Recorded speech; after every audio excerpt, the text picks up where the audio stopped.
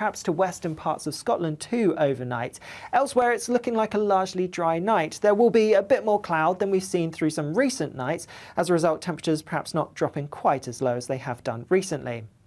Otherwise, through Easter Sunday, it's again, for much of England and Wales at least, looking like another fine day. Yes, there'll be a bit more cloud around than of late, but as we head through the middle part of the day in particular, it is looking largely sunny. Outbreaks of rain through the morning across Scotland should clear away towards the north. It's all about family, being in people's living rooms, all the interaction and getting to know who our viewers and listeners are. When I was young, my dad used to say, "Nana, stop arguing." I wanted an outlet that would enable me to give my opinion. People are going through a really hard time right now, and I know that you don't feel like you're being listened to by the establishment. I came to GB News because it's the People's Channel, and I want the audience to have their say on the events of the day. We're dynamic. We do something different. Democracy shows that the wisdom of the nation is in its people. I get to travel to find out what the story is from a personal perspective. The British people aren't fools. We know when we're not being told the full story. We've got to work out how Britain moves forward from this. It's the best country in the world. The establishment had their chance. Now we're here to represent your views. Britain's watching. Britain's watching. Britain's watching. We're proud to be GB News, The People's Channel. Britain's news channel. Hello, I'm Michelle Dewberry, and you can join me every weekday 6 till 7 on Jubes and Kerr. You're an inspiration to us all. Clip that bit up. Well, you are. That's my ringtone. My political ambitions those days are gone, I can tell you. She's only teasing. Go on. He's probably going to want to lay down now. I'll give him 2 minutes to have one. Let's respectfully disagree. That's what we like Absolutely. on Jubes and Kerr. Come and join us. GB News, the People's Channel. Michelle Dewberry, weekday evenings at 6 o'clock. Start the day with GB News. We catch up on all the big stories you didn't hear the night before. And take a look at what the world's talking about this morning. That's right, Monday to Thursdays from 6 o'clock. It's Breakfast with Eamon and Isabel. Straight after breakfast, join us, Bev Turner and Andrew Pearce. We're going to take you through till noon. We'll be tackling the big topics of the day, including the things that the other channels just won't talk about. If it's happening here. Wake up to mornings on GB News, the People's Channel. Britain's news channel. I'm Simon Evans. Join me on GB News for Headliners at 11 p.m. What's the scoop? I'll be joined by 2 of the country's top comedians. That's right. As we take a look at tomorrow's newspapers tonight. We're going to get into trouble. If it's a big story, we'll be covering it. Spill some tea on him. There we go. But we'll also have some fun. I wouldn't stick up a bank. My father didn't love me. So anyway, Headliners every night from 11 on GB News, the People's Channel, Britain's news channel. We've got a brand new lineup every Saturday night on GB News. From 6 p.m, I'll give you my unique take on the world today. Then at 7, it's me, Calvin Robinson, with my Common Sense Crusade. New to GB News is the Saturday 5. 5 times the opinion. Join us every Saturday from 8 p.m. as we debate the week's stories. With us 4, plus a special guest. And at 9, of course, it's Mark Dolan Tonight. Brand new Saturday nights on GB News, Britain's news channel.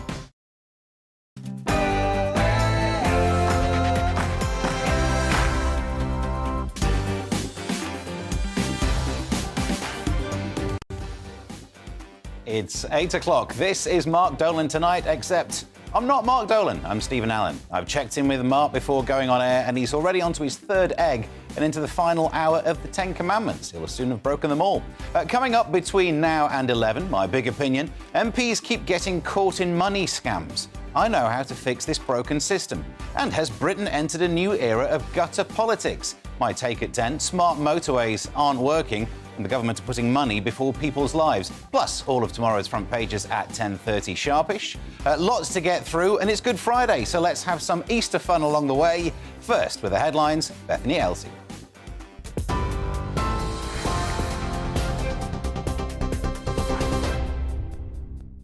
Thanks very much. Good evening. I have your headlines from the GB newsroom at 8 o'clock. The 2 sisters killed in a shooting attack on their car in the occupied West Bank have been confirmed as British-Israeli citizens. The UK Foreign Office says they're saddened to hear about their deaths and is calling for all sides in the Israel-Palestine dispute to de-escalate tensions. Violence across the region has flared up in recent days, with Israel launching airstrikes in Lebanon and the Gaza Strip in retaliation to Palestinian rocket attacks. Russia has charged a US journalist with espionage. Evan Gershkovich, who works for the Wall Street Journal, is accused of trying to obtain Russian military secrets on behalf of Washington. He pleaded not guilty earlier this week and maintains he was working as a journalist. Russia's Foreign Minister Sergei Lavrov says he was caught red-handed, but President Joe Biden has described the claims of espionage as ridiculous and demanded his release. Opposition politicians in Scotland are urging the SNP to be fully transparent about its finances after it emerged the firm which audits the party's accounts has resigned. Johnston Carmichael says it made the decision after reviewing its client portfolio. Earlier this week, the former SNP chief executive, Peter Murrell, who was Nicola Sturgeon's husband, was arrested by police investigating the party's finances. He was released without charge pending further investigation. Police in Northern Ireland are warning their officers could be targeted by rebels in Londonderry this Easter. The PSNI says it's received strong intelligence that attacks are being planned for Bank Holiday Monday. MI5 raised the terrorism threat level in the country to severe following the shooting of a senior detective, John Caldwell. Meanwhile, communities and political figures have come together to mark 25 years since the signing of the Good Friday Agreement, which ended decades of violence. 2 million British holidaymakers are expected to head overseas this Easter weekend. Meanwhile, the Port of Dover is warning those trying to cross the Channel could face 2-hour delays. The ferry operator DFDS is urging travellers to allow extra time to get through border control and check in. Delays have been blamed on French officials carrying out extra checks following Brexit. And S Club 7's Paul Catamol has passed away, aged 46, only weeks after the pop group announced a comeback tour. He was found at his home in Dorset yesterday. Police say there were no suspicious circumstances. In a statement, the family and band said there are no words to describe their deep sadness. You're up to date on TV, online, DAB+ radio. This is GB News. Now it's back to Mark Dolan tonight with Stephen Allen.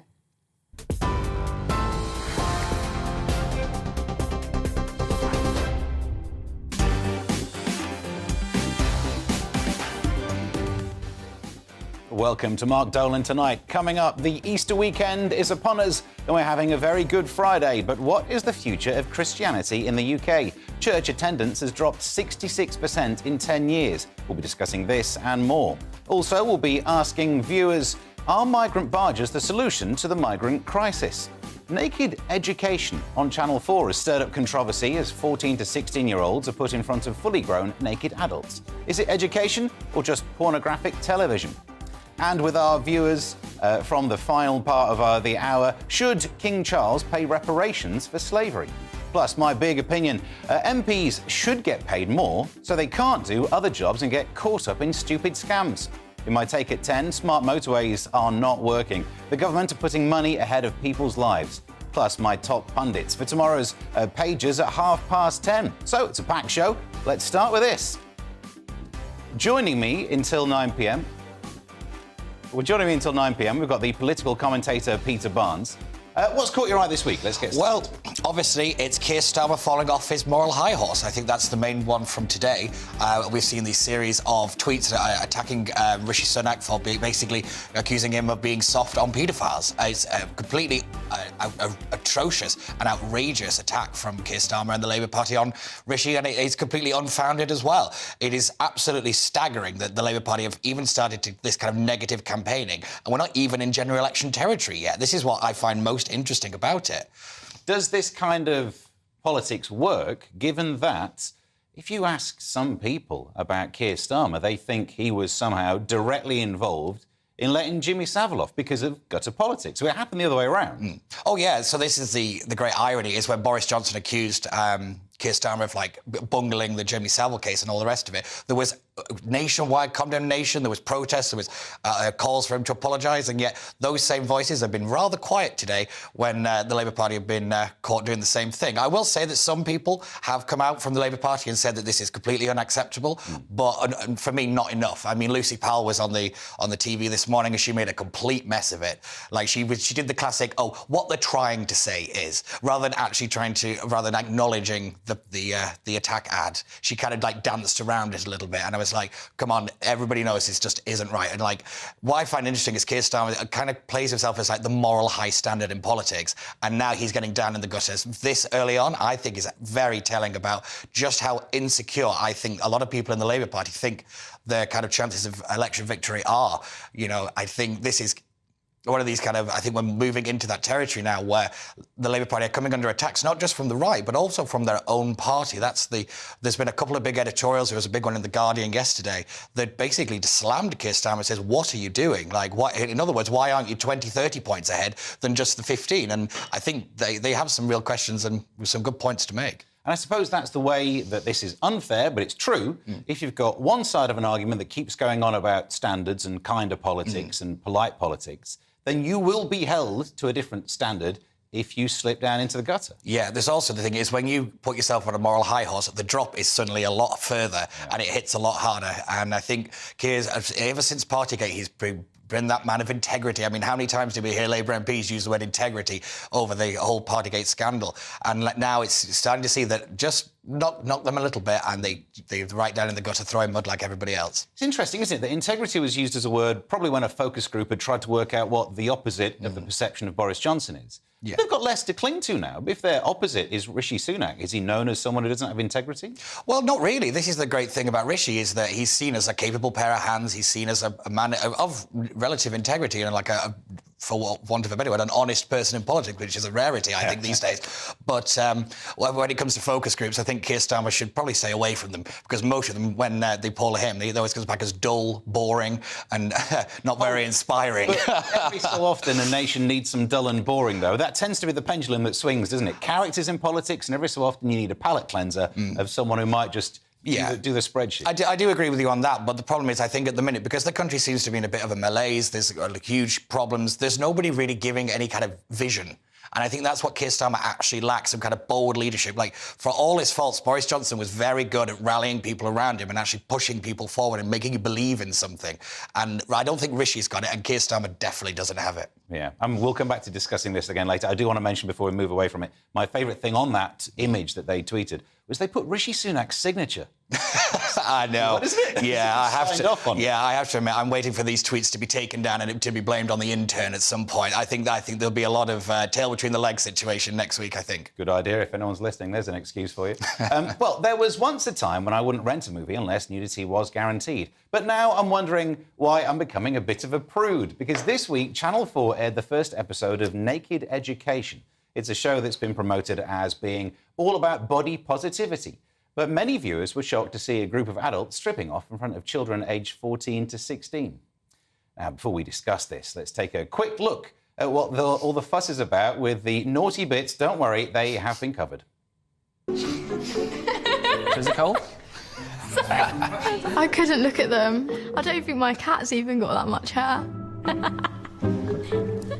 You're giggling quite a lot back there. I'm always the one that giggles. Bobby, how do you feel? I feel fine. Yeah, not even bothered. I mean, I've never been in a room with 4 naked people. They've never been in a room with 4 naked people. Maybe Dr. Alex has. I'm not sure. Elliot, you've got naked people standing in front of you. Yes, I do. Is this a new thing, a new experience? I'm guessing it probably is. Yeah, it is a bit. I don't think I've been in a room with 4 naked people either, but that's probably a different story. So has Channel 4 gone too far this time? I'm joined by Steve Bigu, Head of Education at Christian Concern. Thank you for joining me. So, has it gone too far, or is this just educational television all about body positivity? Yes, it has gone too far, in my opinion. I think this is appalling.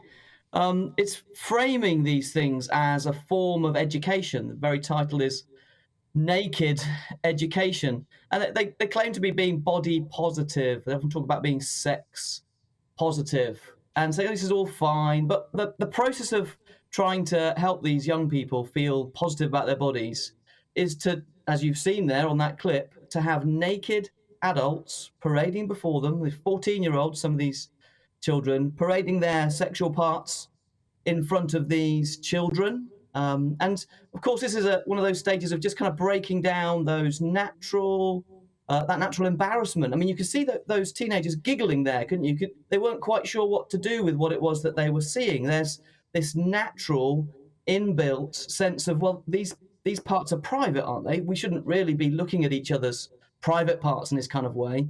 And framing it as education is a really kind of clever way to try and expose and increase this kind of nakedness more clearly on the media. Is there a difference between what our emotional response should be if these were happening in every school versus it's a TV show? The Channel 4 said that the correct consent, one would imagine both the child and the parents, was given before they took part in it. Well, it's a fascinating question. I mean, I was a head teacher for many years, and this whole question of consent is fascinating.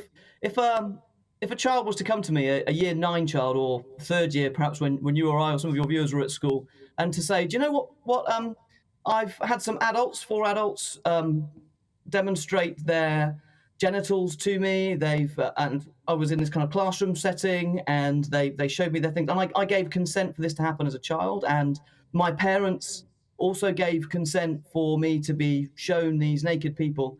As a head teacher or a designated safeguarding lead, I would be taking notes on that, and I would be raising it as a safeguarding concern.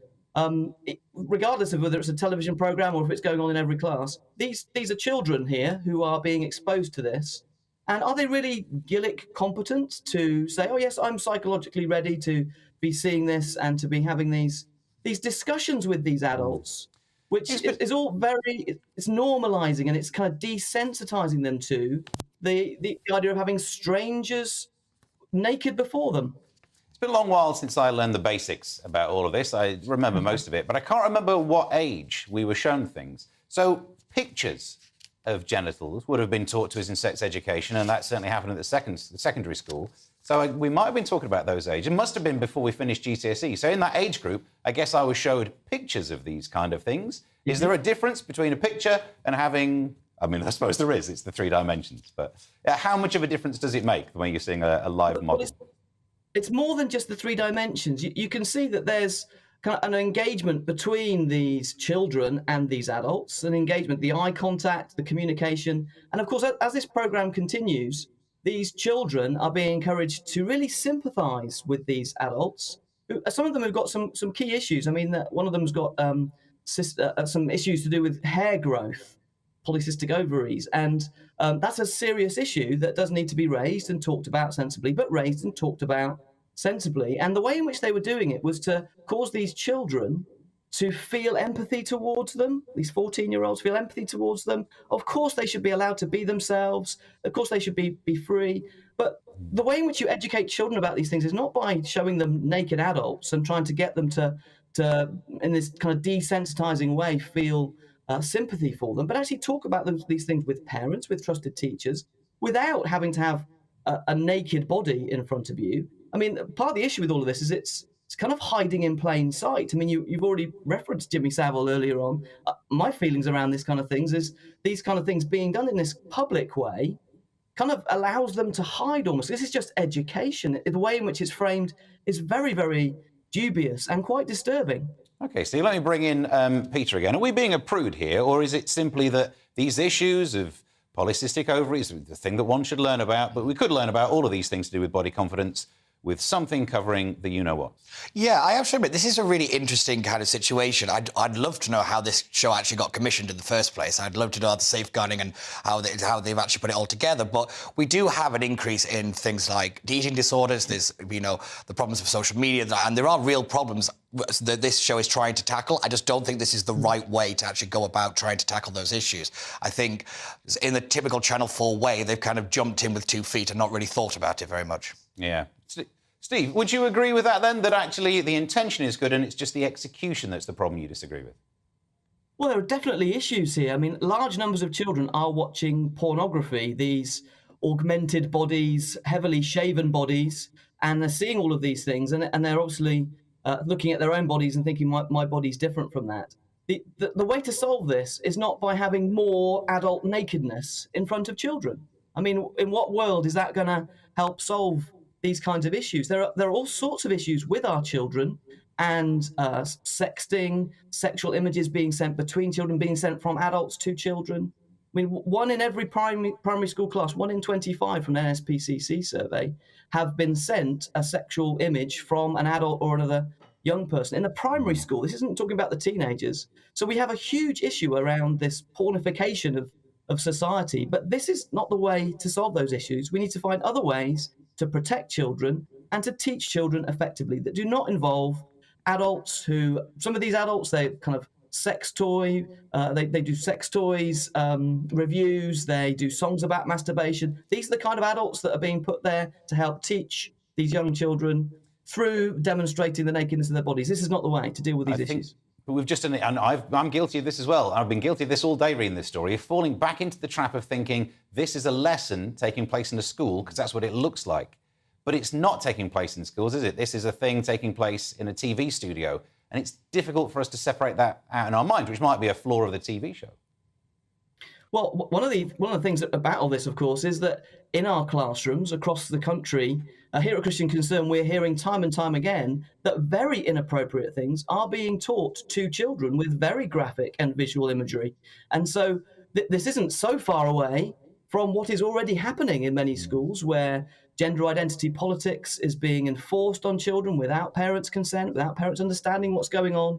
We have parents all the time, and teachers as well, coming to us at Christian Concern saying, I can't understand why this is being allowed. And in many ways, what we're seeing here is potentially the next step towards the kind of education that the sexual progressives would really love to see being put in front of our children. Who should teach this stuff then? Who do you think should teach this stuff?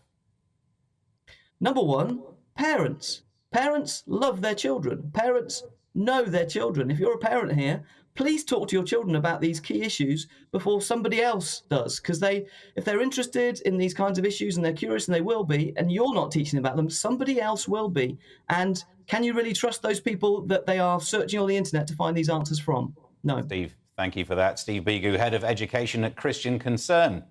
Well, you're watching Mark Dolan Tonight with me, Stephen Allen. Coming up next, the first of our viewer debates, as Sean and Lars discuss the plan to house migrants on a barge in the middle of nowhere. We'll see you shortly.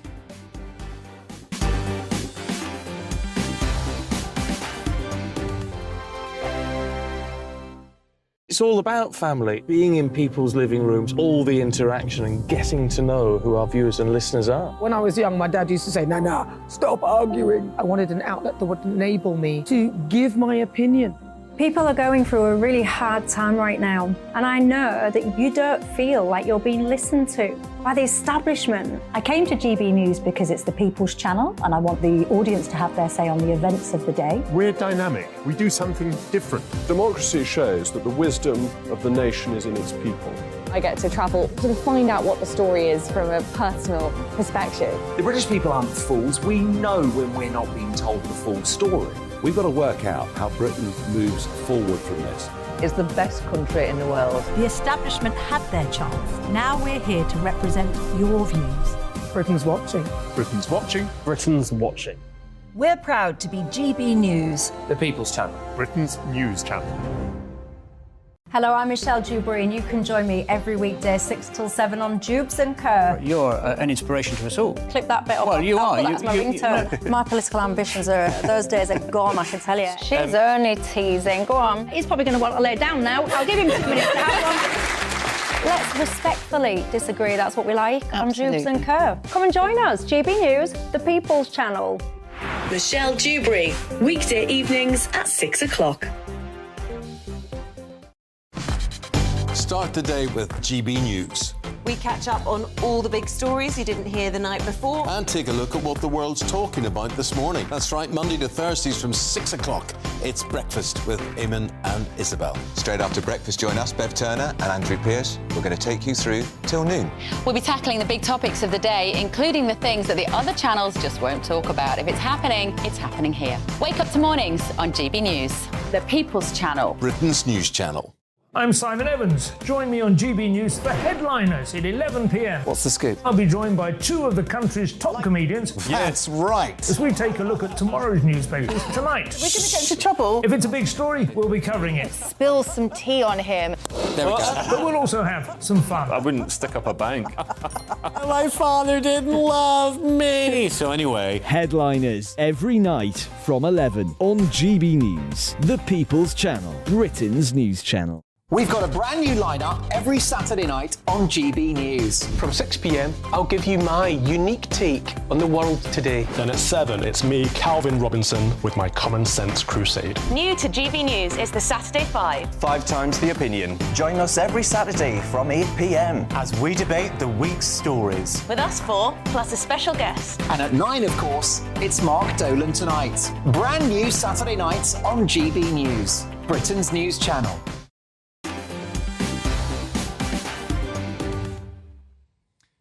Welcome back. This week, the Home Office confirmed a barge housing up to 500 people will accommodate migrants in Portland and Dorset. Immigration Minister Robert Jenrick hailed the move as part of the government's effort to trim down the current £6 million per day cost of housing asylum seekers in hotels. He also claimed it would help prevent the UK becoming a magnet for asylum shoppers in Europe. Well, as you'd expect, such a controversial plan has been met with differing opinions. The Daily Mail warned how migrants have threatened to disappear into the streets and live homelessly, rather than be moved onto these floating hotels, while Labour simply called the plan's ridiculous gimmick. So, will it work? I'm joined now by GB News viewer Sean and Lars. Thank you for joining me. Sean, first of all, so do you think that the migrant barge is the right way to tackle this issue? No, I think it's political posturing. It's just theatre. And the reason I say that is this is addressing the symptom rather than the cause. The symptom is here, and it's been here for 3 years. The cause is the actual criminal activity happening the other side of the channel, facilitating many, many migrants coming across. Now, had they said, we're going to put these barges in place 3 years ago for processing, i.e. before any migrant lands on UK soil, that would have been a good initiative, although that will still be late. But doing it 3 years later is just, it doesn't make any sense at all. And the maths don't work. If you've got 500 migrants per barge and you've got 1,000 migrants approximately crossing per week, that's 50,000 a year. You're going to need 100 barges, just 100 barges in 1 year to moor off the coast of Britain. And it gets worse than that, because net migration to the UK last year was just over 500,000. Now, that's the size of the city of Leicester or the city of Leeds. And you think, we just cannot cumulatively carry on like this, because it's impacting on our housing, on our police force, education, social services, transport. And none of this is the crux of it, none of this is planned. Now, if you've got a government coming into power, they normally have manifestos, and part of that manifestos is the planning process. None of this has been planned. So hence why we're in a state of flux. And this is just sticking plaster, as far as I'm concerned, trying to sort out a major issue for this country. Interesting stuff there, Sean. I suppose net migration figures wouldn't mean that everyone needs to be housed on a barge in net migration figures, but still, you're right about the maths with 500. That's less than a day's worth, I suppose. Lars, talk us through your take on this. Well, I'm in favour of the barges, actually, but I was going as far as saying about a few months ago that we should be commandeering some old cruise ships and putting them on the cruise ships. I mean, these people are coming regardless, whether we like it or not. They're coming across into the UK. We have to find places to house them, and if we want to find cheaper places to house them, then barges are an option as well as cruise ships. And from my understanding, there's 6 of these barges available. Well, Lars, I suppose you could say it's not just about the number of people turning up. The terrible rate at which processing has happened is the reason we have such a large backlog. We wouldn't even need barges if we were swifter. Would you take that as a counterpoint, Lars? Yeah, I would say there's a counterpoint, and there's various different sectors in government where they are short-staffed, and that is part of the problem, but also the processing is quite cumbersome. Sean, what do you think about that? I mean, you're right to point out that, the numbers are tricky, but I suppose you can always expand the number of barges. This is part of their approach. It's not as if barges will be the only solution. But are we solving the wrong problem here? Well, no, it just seems to me, it all seems very knee-jerk. And my frustration with all of this is that we knew, the government knew about this, the Home Office knew about this 3 years ago, when the numbers were a lot less than they are now. And they've grown exponentially over the last 3 years. And that was always going to be the case. And I think the projections for this year on channel crossings are 90,000. I mean, we're talking about the size of Wembley Stadium on top of the number that crossed last year. So it's just getting bigger and bigger each year. And, barges in the English Channel will not solve this. Yes, processing is important, but that needs to be sped up so much more quickly. But it's all too little too late as far as I'm concerned. But you said earlier that the issue is about planning. Well, instead of planning the space, if we planned to improve processing rates, then there might be some light at the end of the tunnel. But the problem is we're almost creating a situation that could go on forever. If all we're doing is making a bigger backlog, finding more space for that backlog, it's like when you buy a bigger bin at home. You spend more time to fill it. You get a bigger tank, the goldfish grows. You just get more capacity, you find a way of filling the capacity. Yes, no, I agree. And I said earlier, it's about planning. None of this is being planned. We kind of seem to be chasing after the horse after it's bolted. And yes, in terms of numbers coming over, it's 50,000 last year, I think 90,000 this year. I talked about net migration, the total net migration, 500,000. Now, that obviously is not all channel crossings, but that's all part of the artificial increase in the population of this country. It's not organic growth. When you've got organic growth in a country, you can plan for it. When you have artificial growth, it's very difficult to plan because you don't know what the real numbers will be year on year. And taking that 500,000 last year net migration, I mean, in 10 years, that's what? That's going to be 5 million. OK, Sean. Let me bring in Peter on this. 8 to 9% of the total population of this country. Yeah, I mean, infrastructure is always an important topic that needs to be brought up all the time when we're looking at these figures. Let's bring in Peter on this. That when it comes to the way in which we're dealing with this problem, if it's going to be an issue of coming up with a solution that won't really solve anything, is there a risk that this is just a policy for policy's sake to make the government look good? I think there is definitely an element of that. There does have a gimmicky feel to it. But we do, this is the thing, we have to house these people somewhere. There's no other way of arguing it. Whether this is going to work, I'm not so sure. What I find interesting is we've not been told how much this is going to cost. The Home Office said it's significantly cheaper than the $6 million for the hotel bill, but they've not actually released the numbers about how much this boat's going to cost, or actually staffing it and all the rest of it, and all the additional costs that always escalate. So that's one thing I'm going to keep my eye on when it comes to this story. I don't really understand Robert Jendrick's point where he thinks this is going to be some kind of deterrent. I think that's just kind of rather clutching at straws, if I'm being brutally honest. But I completely agree with points made by both of these gentlemen. I think the Home Office has been so slow to react to this issue. It's like I said, about 3 years ago, people were banging on the Home Office door saying this is going to be a problem, and they simply weren't listening. And I do agree that something has to be done, but the problem is it's so slow. Everything just seems to go through committee after committee, and this and that and all the rest of it. It's like we're now at that point where action is needed rather than just talking about it, and the government just seems to keep talking, and we don't see much follow through. Well, thank you for that. And Sean and Lars, thank you very much for that contribution. Well, coming up next, have we lost sight of the real meaning of Easter? With Christianity in decline in the UK, are we now too focused on the giving out chocolate? We'll see you shortly.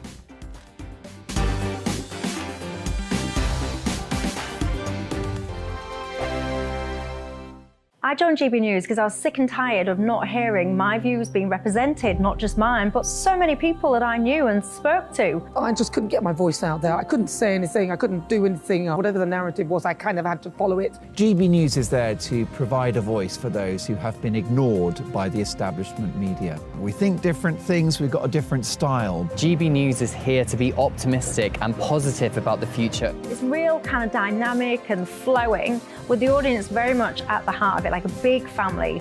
Here at GB News, we talk about the things that matter to you. Hearing the voices from right across our towns and cities, especially our towns. All sides of the argument represented with a heavy dose of opinion.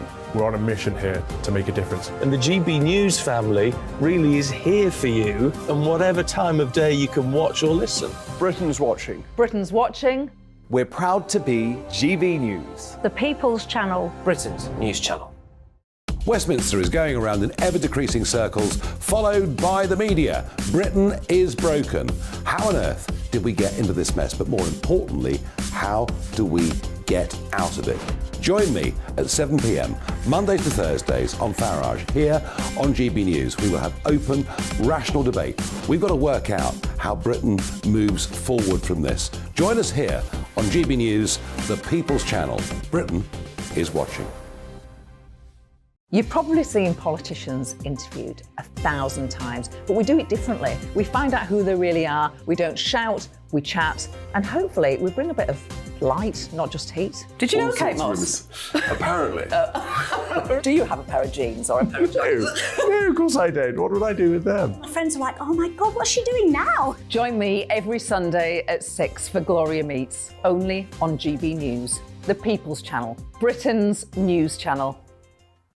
I'm Jacob Rees-Mogg, the Member of Parliament for North East Somerset and a former government minister. For years, I've walked the corridors of power in both Westminster and the City of London. I campaigned in the largest democratic vote in our island story. I know this country has so much to be proud of. We need to have the arguments, the discussions on how we make it better. The wisdom of the nation is in its people.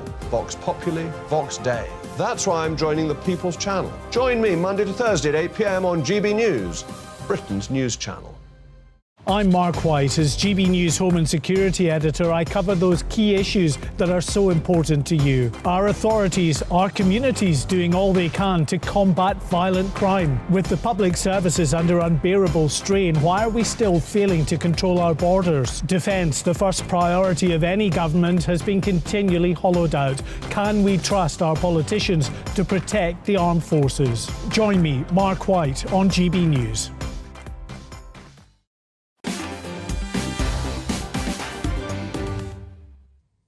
The origins of Easter as a commemoration of the resurrection of Jesus may well be lost on most in England and Wales this year. Attendances at church have plummeted in recent years. According to the census 2021, just 46% of those in England and Wales now identify as Christian, down from almost 60% a decade ago, meaning Britain is no longer, for the first time, a majority Christian nation. But is this a problem? Or is Easter really just about 2 extra days off and lots of chocolate? Well, I'm joined now by Dr. Gavin Ashenden, a former chaplain to the late Queen Elizabeth II. Gavin, thank you for joining me. And have you noticed a decline in numbers, or has this been a steady slope? Oh, it's been a steady slope since the Second World War, but it's got very bad in the last 20 years. And demographically, we know what's going to happen in the next 22. So it's rather sad that the Church of England will disappear quite shortly, as have a number of liberal Protestant denominations. The good news is it'll leave passionate Christians in its wake, or Eastern Orthodox, Roman Catholics and Pentecostals. But I think the really serious point is that Christianity as a way of understanding who we are and what we're doing here is going to lose its grip on the public and political imagination. And I think the consequences of that will be quite serious. What consequences will they be? Because I've watched lots of lectures on the issue of where morality comes from, or whether it comes from religion or not. Well, I guess if you have nearly 40% of the population declaring to have no religion and not 40% of the population going out killing people, we can presume that morals are still taught somewhere in our society. So how bad will this get, is my question. Well, I wouldn't dream of saying that people who are not Christians don't have morals. I had morals before I became a Christian. I wouldn't diss myself then. But I think the difference is that Christianity understands human beings as sacred rather than dispensable. And so the whole issues of abortion and euthanasia are very seriously impacted by whether or not you think people are made in the image of God, or whether they can be weighed up in terms of their economic and social functions. That's a huge difference. I think, too, Islam is going to be the dominant religion in 2050. And as I look at Saudi Arabia and Pakistan, I see a culture that I don't think is as rich and free as ours. And so I think, and I look at North Korea as an example of unmitigated secularism. And again, I think Christianity has a great deal more to offer. I think Tom Holland in his book, in his recent book, Dominion, has explained how we're kind of cresting on the surf of a Christian heritage we've taken for granted. You know, humanisms are post-Christians. A lot of their values are taken from the Christian story. But with both wokery on one side and Islam on the other, having very different values, indeed, I think we'll lose some things that really matter to us in our liberal society today. So our stats just look at attendance. And are we making a leap to go from attending a church to where we've now discussed about how we might lose some of those values? Maybe we've just changed as a people. I mean, some people don't even turn up to their workplace. So maybe attendance shouldn't be the right metric.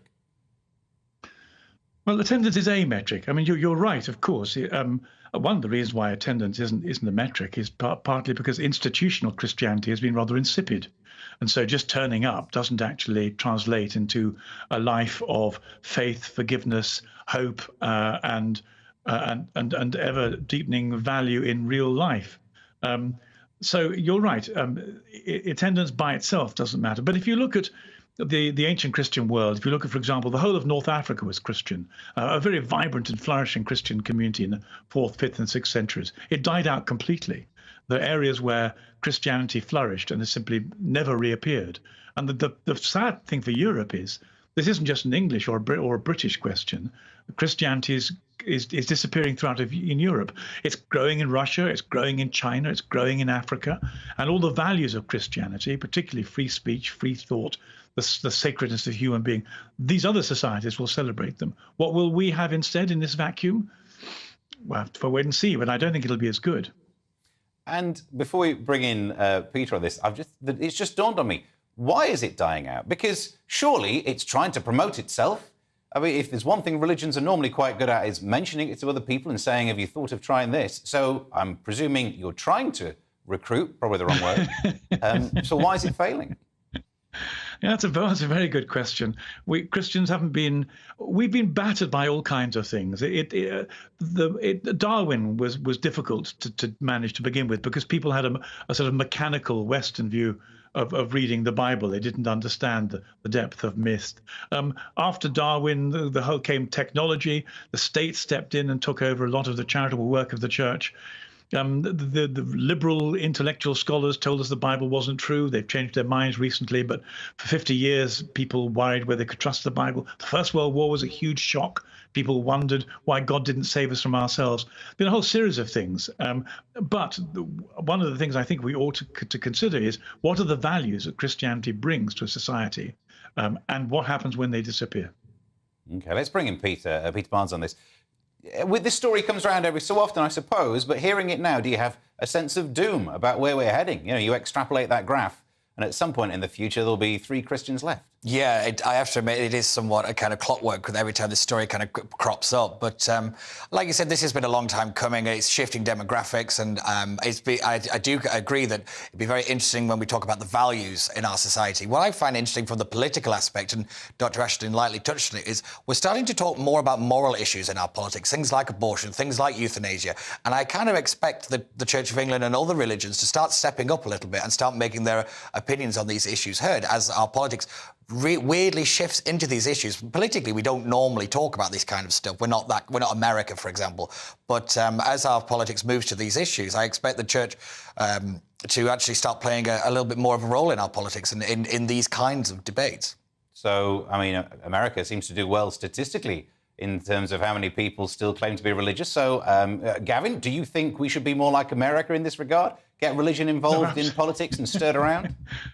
No, well, yes and no. I don't like the way the Americans do it. And indeed, the Americans have caused us immense trouble over the buffer zones for abortion clinics, for example. The activists over there have come over and assumed that conscience works in the same way in Britain as it does in America. And it doesn't. We're much more gentle and civil to one another than they are in America. However, there are, I mean, you're quite right. Some of the issues are enormously important, like the family, for example. Now, I know in America it's a kind of cliche to say, yeah, well, the family is just a right-wing thing and the state loves the left-wing thing. But families are what glue people together in mutual accountability. You bring up children without stable families and stable biological parents, and you get no end of social difficulties and economic consequences and instability and so on. One of the things, whether you're a believer or not, one of the things good religion does is to produce stable stability, good morality, and high accountability. Those are really worth having in a society, and I think we're beginning to regret them as we discover that the kind of the slipshod attitude to people as replaceable is very bad for human morale and bad for society. Do you think we can still somehow have all of the values that you just spoke of without necessarily having that belief? Because that's almost a problem. To consider yourself as religious, you need to have the belief. And that, as you rightly pointed out, being questioned for various reasons, people using science as some sort of anti-religious viewpoint. But then the values serve society differently, don't they? We benefit as a society by having those values. So surely we can cling on to them in the same way, I'm sure, we'll cling on to a time when we give chocolate to each other. Well, it's a good argument, and you're quite right. It has to be tested. And the answer isn't obvious. I don't think it is at all. But I only know in my own life, I can simply say that before I was a Christian, there were a whole load of things I didn't bother with because I was really interested in number one. I was just concerned about my life. I had no concern for abortion at all. It was, but the moment I began to even consider the possibility, not knowing scientifically when life begins, we don't know that. But if it begins at conception, then what we've done with our abortion industry is simply reprehensible. If it doesn't begin at conception, let's find out when it does begin, and it's not so bad. But getting it wrong is really rather serious. And I think I'm afraid I've been involved in euthanasia debates for some time now.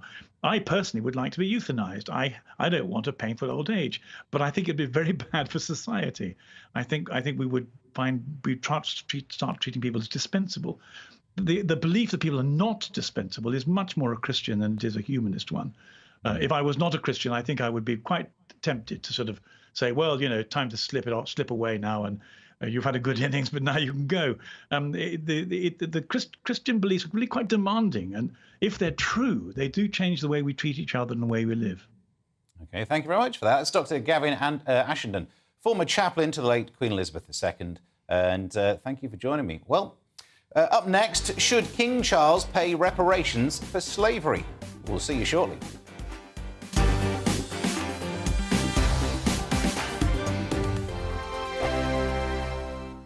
Monday to Thursday nights on GB News. At 6, it's Dubes & Co.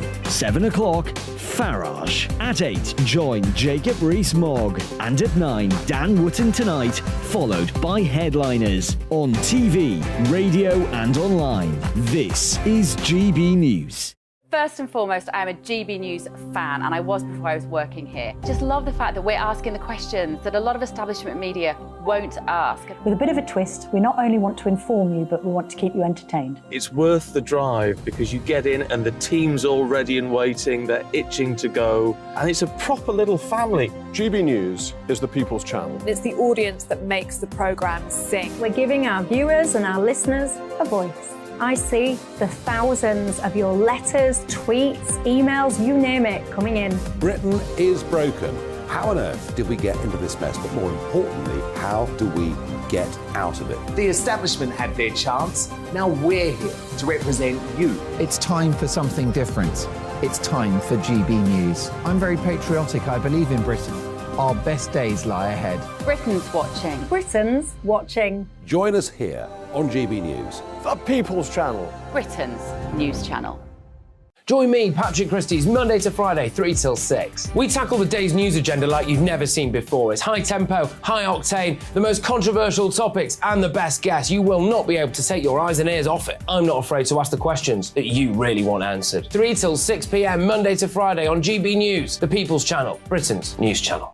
GB News has its own late-night paper preview show, Headliners, where comedians take you through the next day's top news stories. You don't have to bother reading the newspaper, we've got it covered for you. Headliners, every night at 11 p.m. and repeated every morning at 5 a.m. We won't send you to sleep like some of the other paper review shows out there. GB News, the People's Channel, Britain's news channel. Join me, Camilla Tominey, on Sunday mornings from 9:30, taking the politicians to task and breaking out of SW1 to see how their decisions are affecting you across the UK. Bursting the Westminster bubble every Sunday morning, only on GB News, the People's Channel. Britain's watching. I'm Michael Portillo. Join me on GB News on a Sunday morning for topical discussion, debate, arts and culture, and sometimes even ethical dilemmas. I don't always agree with you, Michael. Michael Portillo, Sundays on GB News, the People's Channel, Britain's news channel. I'm Andrew Doyle. Join me at 7 o'clock every Sunday night for Free Speech Nation, the show where I tackle the week's biggest stories in politics and current affairs with the help of my two comedian panellists and a variety of special guests. Free Speech Nation, Sunday nights from 7 on GB News, the People's Channel, Britain's news channel. We've got a brand new lineup every Saturday night on GB News. From 6 p.m, I'll give you my unique take on the world today. Then at 7, it's me, Calvin Robinson, with my Common Sense Crusade. New to GB News is the Saturday 5. 5 times the opinion. Join us every Saturday from 8 p.m. as we debate the week's stories. With us 4, plus a special guest. And at 9, of course, it's Mark Dolan Tonight. Brand new Saturday nights on GB News, Britain's news channel.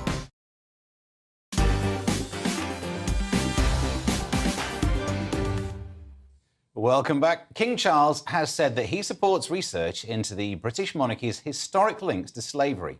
How very noble of him.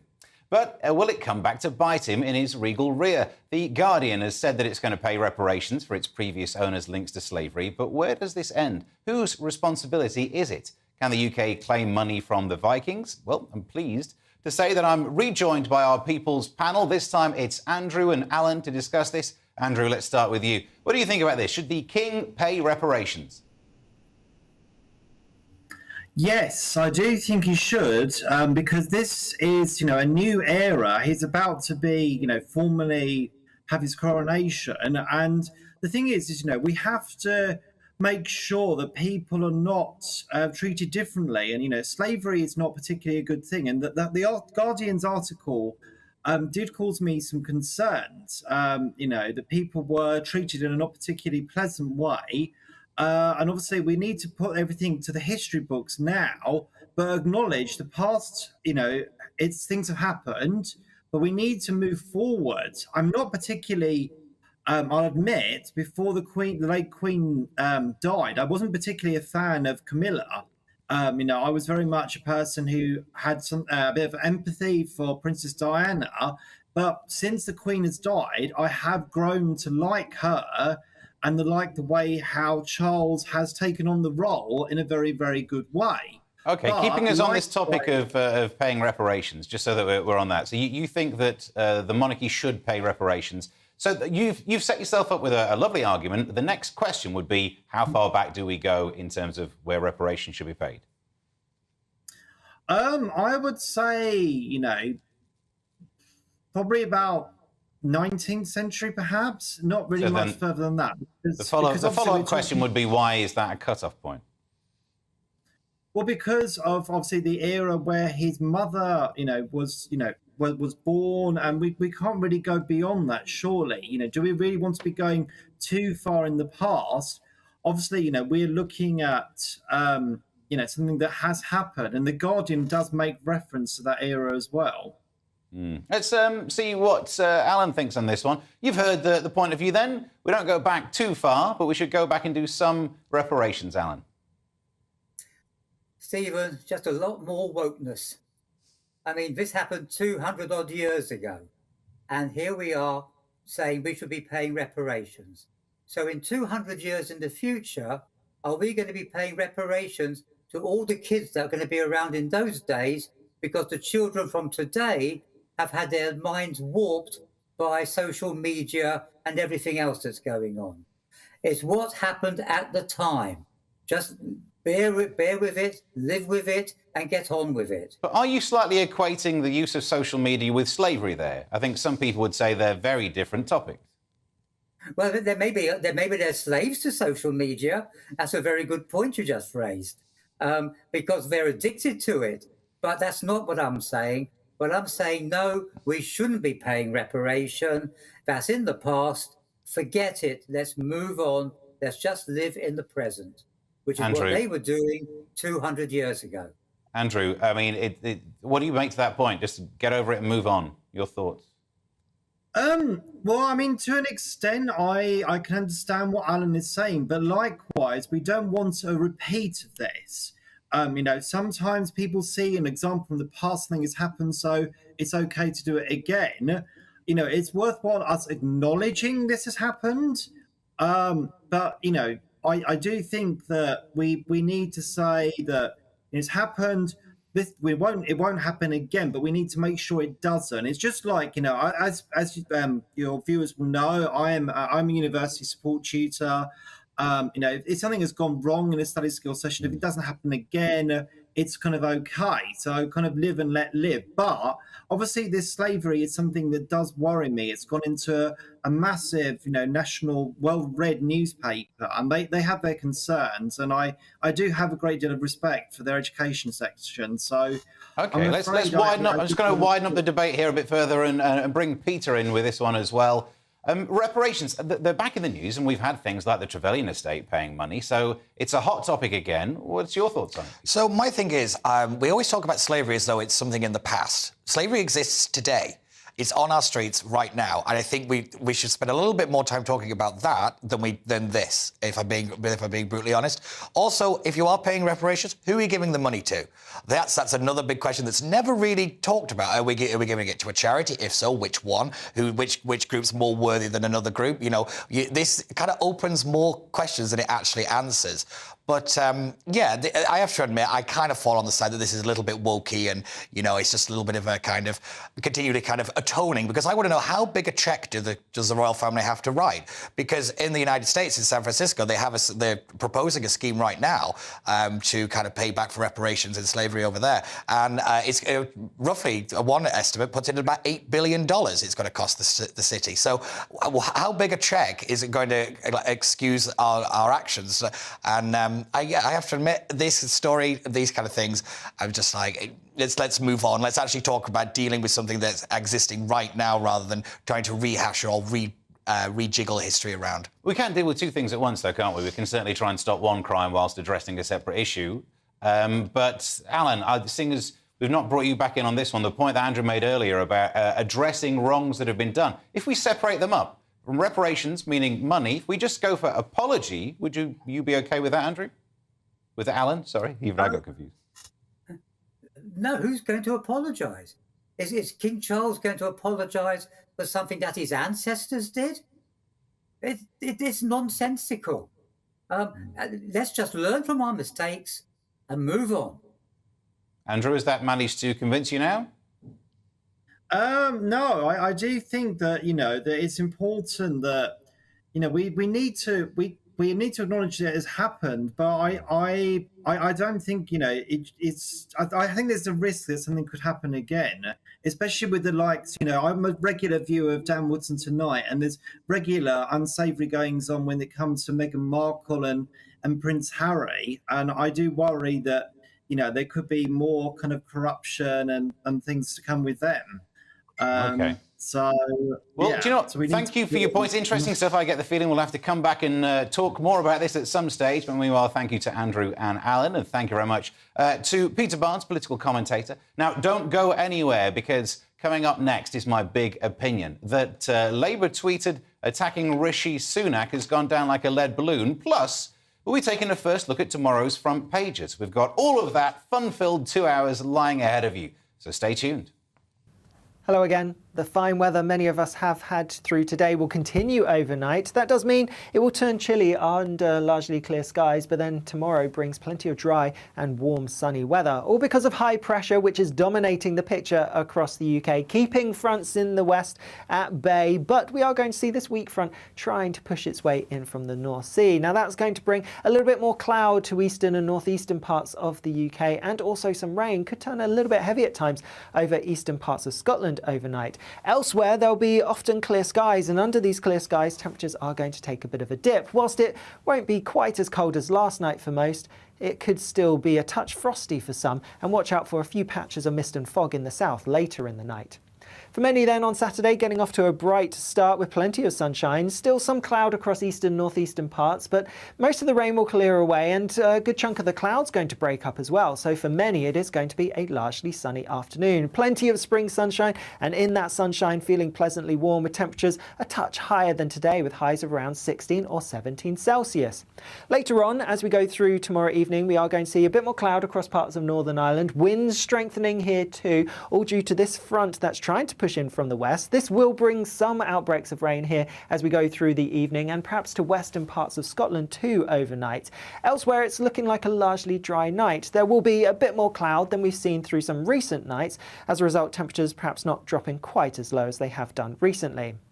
Otherwise, through Easter Sunday, it's again, for much of England and Wales at least, looking like another fine day. Yes, there'll be a bit more cloud around than of late, but as we head through the middle part of the day in particular, it is looking largely sunny. Outbreaks of rain through the morning across Scotland should clear away towards the north, but then some wet weather is going to push in from the west later on, and that will sweep across the UK into Monday, bringing a change to more unsettled conditions.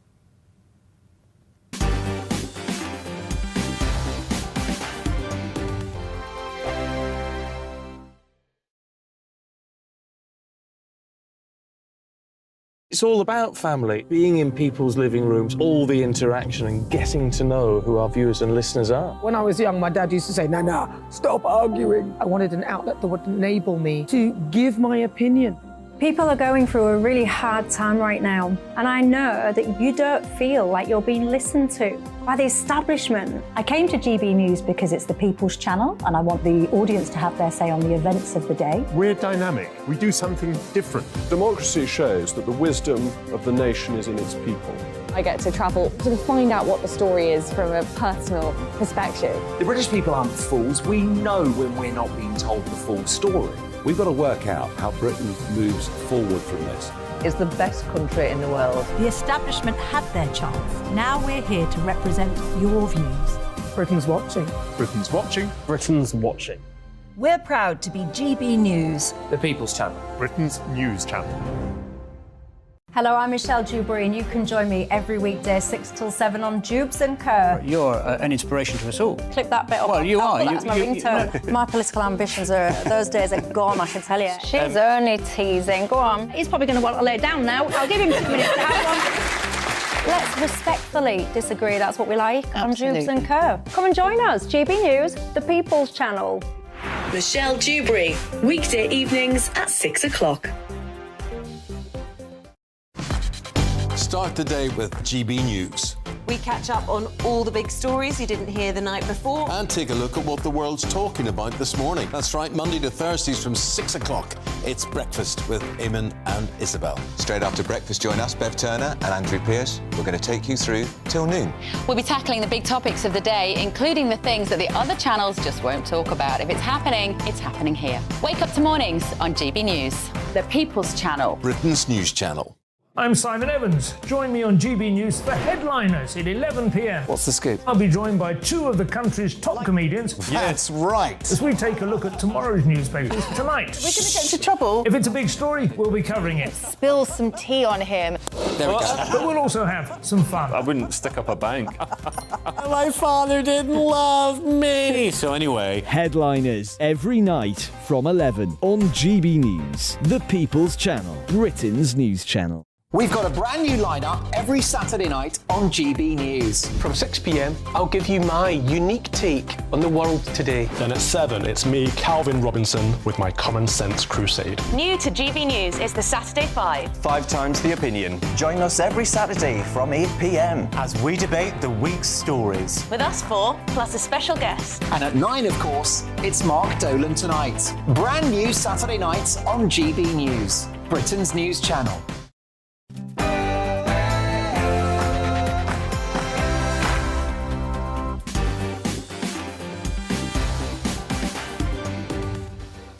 Welcome to Mark Dolan Tonight. Do not adjust your set. You're thinking he's gained weight. No, it's me, Stephen Allen.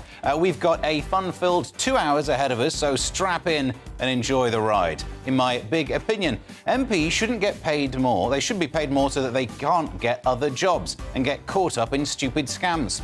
In the big story, as Labour posted a tweet that says that, well, some say it's below the belt. Is British politics heading to the gutter? And we'll be talking to a commander of the British Empire, businesswoman, TV star, and all-round superstar, Tessa Hartman. Big guests, big stories, big opinions. A lively 2 hours to come. But first, the headlines with Bethany Elsey.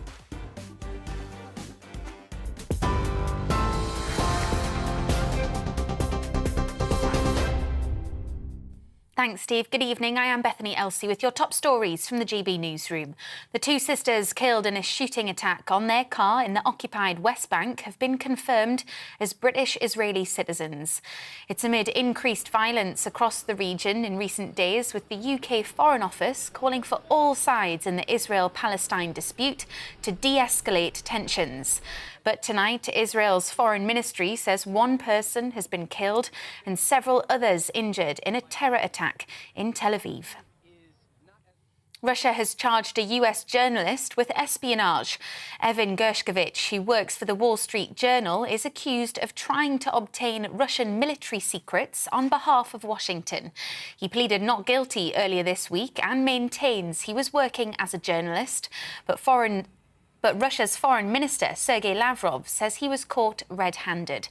President Joe Biden has described the claims of espionage as ridiculous and demanded his release. Opposition politicians in Scotland are urging the SNP to be fully transparent about its finances. It's after it emerged the firm which audits the party's accounts has resigned. Johnston Carmichael says it made the decision after reviewing its client portfolio. Early this week, the former SNP chief executive, Peter Murrell, who is Nicola Sturgeon's husband, was arrested by police investigating the party's finances. He was released without charge pending further investigation. Police in Northern Ireland are warning their officers could be targeted by rebels in Londonderry this Easter. The PSNI says it's received strong intelligence that attacks are being planned for Bank Holiday Monday. MI5 raised the terrorism threat level in the country to severe following the shooting of senior detective John Caldwell. Meanwhile, communities and political figures have come together to mark 25 years since the signing of the Good Friday Agreement, which ended decades of violence. The Labour Party has stood by an advert that claims Rishi Sunak doesn't think child sex abusers should go to prison. Labour posted the ad on Twitter, pitching itself as the party of law and order. But it's drawn criticism from MPs, with senior Tory ministers accusing Labour of a vile and desperate campaign strategy. And S Club 7's Paul Cattermole has passed away, aged 46, only weeks after the pop group announced a comeback tour. He was found at his home in Dorset yesterday. Police say there were no suspicious circumstances. In a statement, the family and the band said there are no words to describe their deep sadness. You're up to date on TV, online, DAB+ radio and on TuneIn. This is GB News. Now it's back to Mark Dolan Tonight with Steve.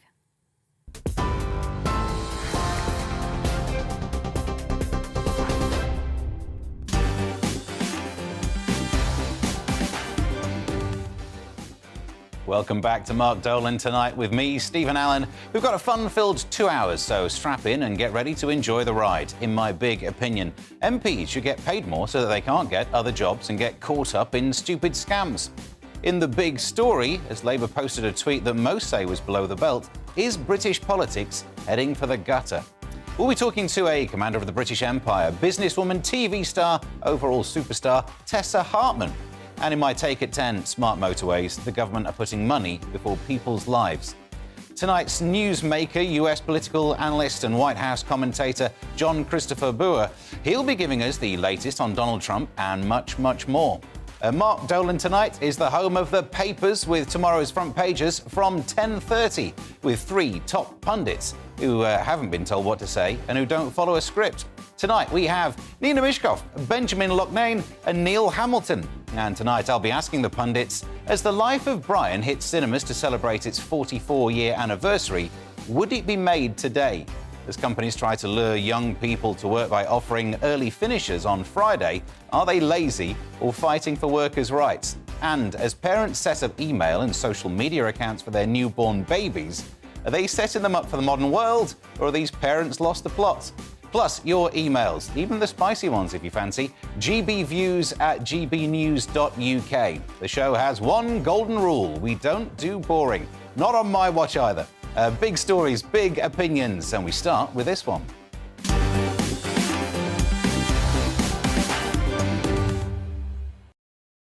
Our MPs have a rough time of it. They get so much bad press, such flack. And in surveys of the least trusted professions, politicians are always up there with estate agents, journalists and people who do surveys. You don't see that last one on the list, but I think that backs up my suspicions. Well, I'm here to stick up for the MPs. It's hard work. Getting elected in the first place must be a nightmare, but once you've got the job, you've got to work in Parliament and in your constituency, you hold surgeries, you have to raise constituents' concerns with ministers, you have to vote on new laws and policies, which means you've got to be across all of those issues. The hours must be relentless. And that's the starting point. Some members of Parliament also have responsibilities as ministers, which means even more work being across your brief and working in your department. So I say these brave, hard-working individuals deserve more pay and then shouldn't be allowed to have second jobs. Why ban them from taking on extra work? Simple. They have to work in Parliament and their constituency. They vote on laws and some are ministers. If you're that busy, then surely you can't do a second job without it impacting your first job. We're shortchanging the people who pay, us. Now, I don't know about your employment status, but if you have a full-time job and you said to your full-time boss, great, love the job, I'll be doing another one as well, though, would they be happy? And our jobs probably aren't that important. Mine certainly isn't. I can take a weekend off from doing stand-up to host these shows, and the live audience won't mind. They'll probably prefer it. But MPs are working for us. They get paid by us. So can you really have two taskmasters? If you're paid by the people, then you have to be paid by someone else who might have interests that don't match. Is that even possible? To counter this argument, you'd normally say, well, we want the brightest and the best. Yes, we do. But we want the brightest and the best who'll actually pay attention, don't we? There's no point having some really successful person become an MP and give us 10% of their time. If MPs had to focus on serving people all the time, then maybe this could end the nose in trough problem we see in the papers. Recently, Kwasi Kwarteng and Matt Hancock were caught up in a sting, being offered £10,000 a day to work for a fake Korean company. They didn't think anything was fishy about being offered 10 grand a day. Best and brightest. Good. This week, we heard that Conservative MP Scott Benton had been suspended from a parliamentary party after being caught indicating that he would be willing to break lobbying rules for money. He met with undercover reporters pretending to be from a fake company. Looks like that survey was right. You can't trust journalists. And after you've been an MP, go for it. Feel free to make as much money as you can, be the director of whatever, do the after-dinner circuit. But while we're paying for you, we want your focus.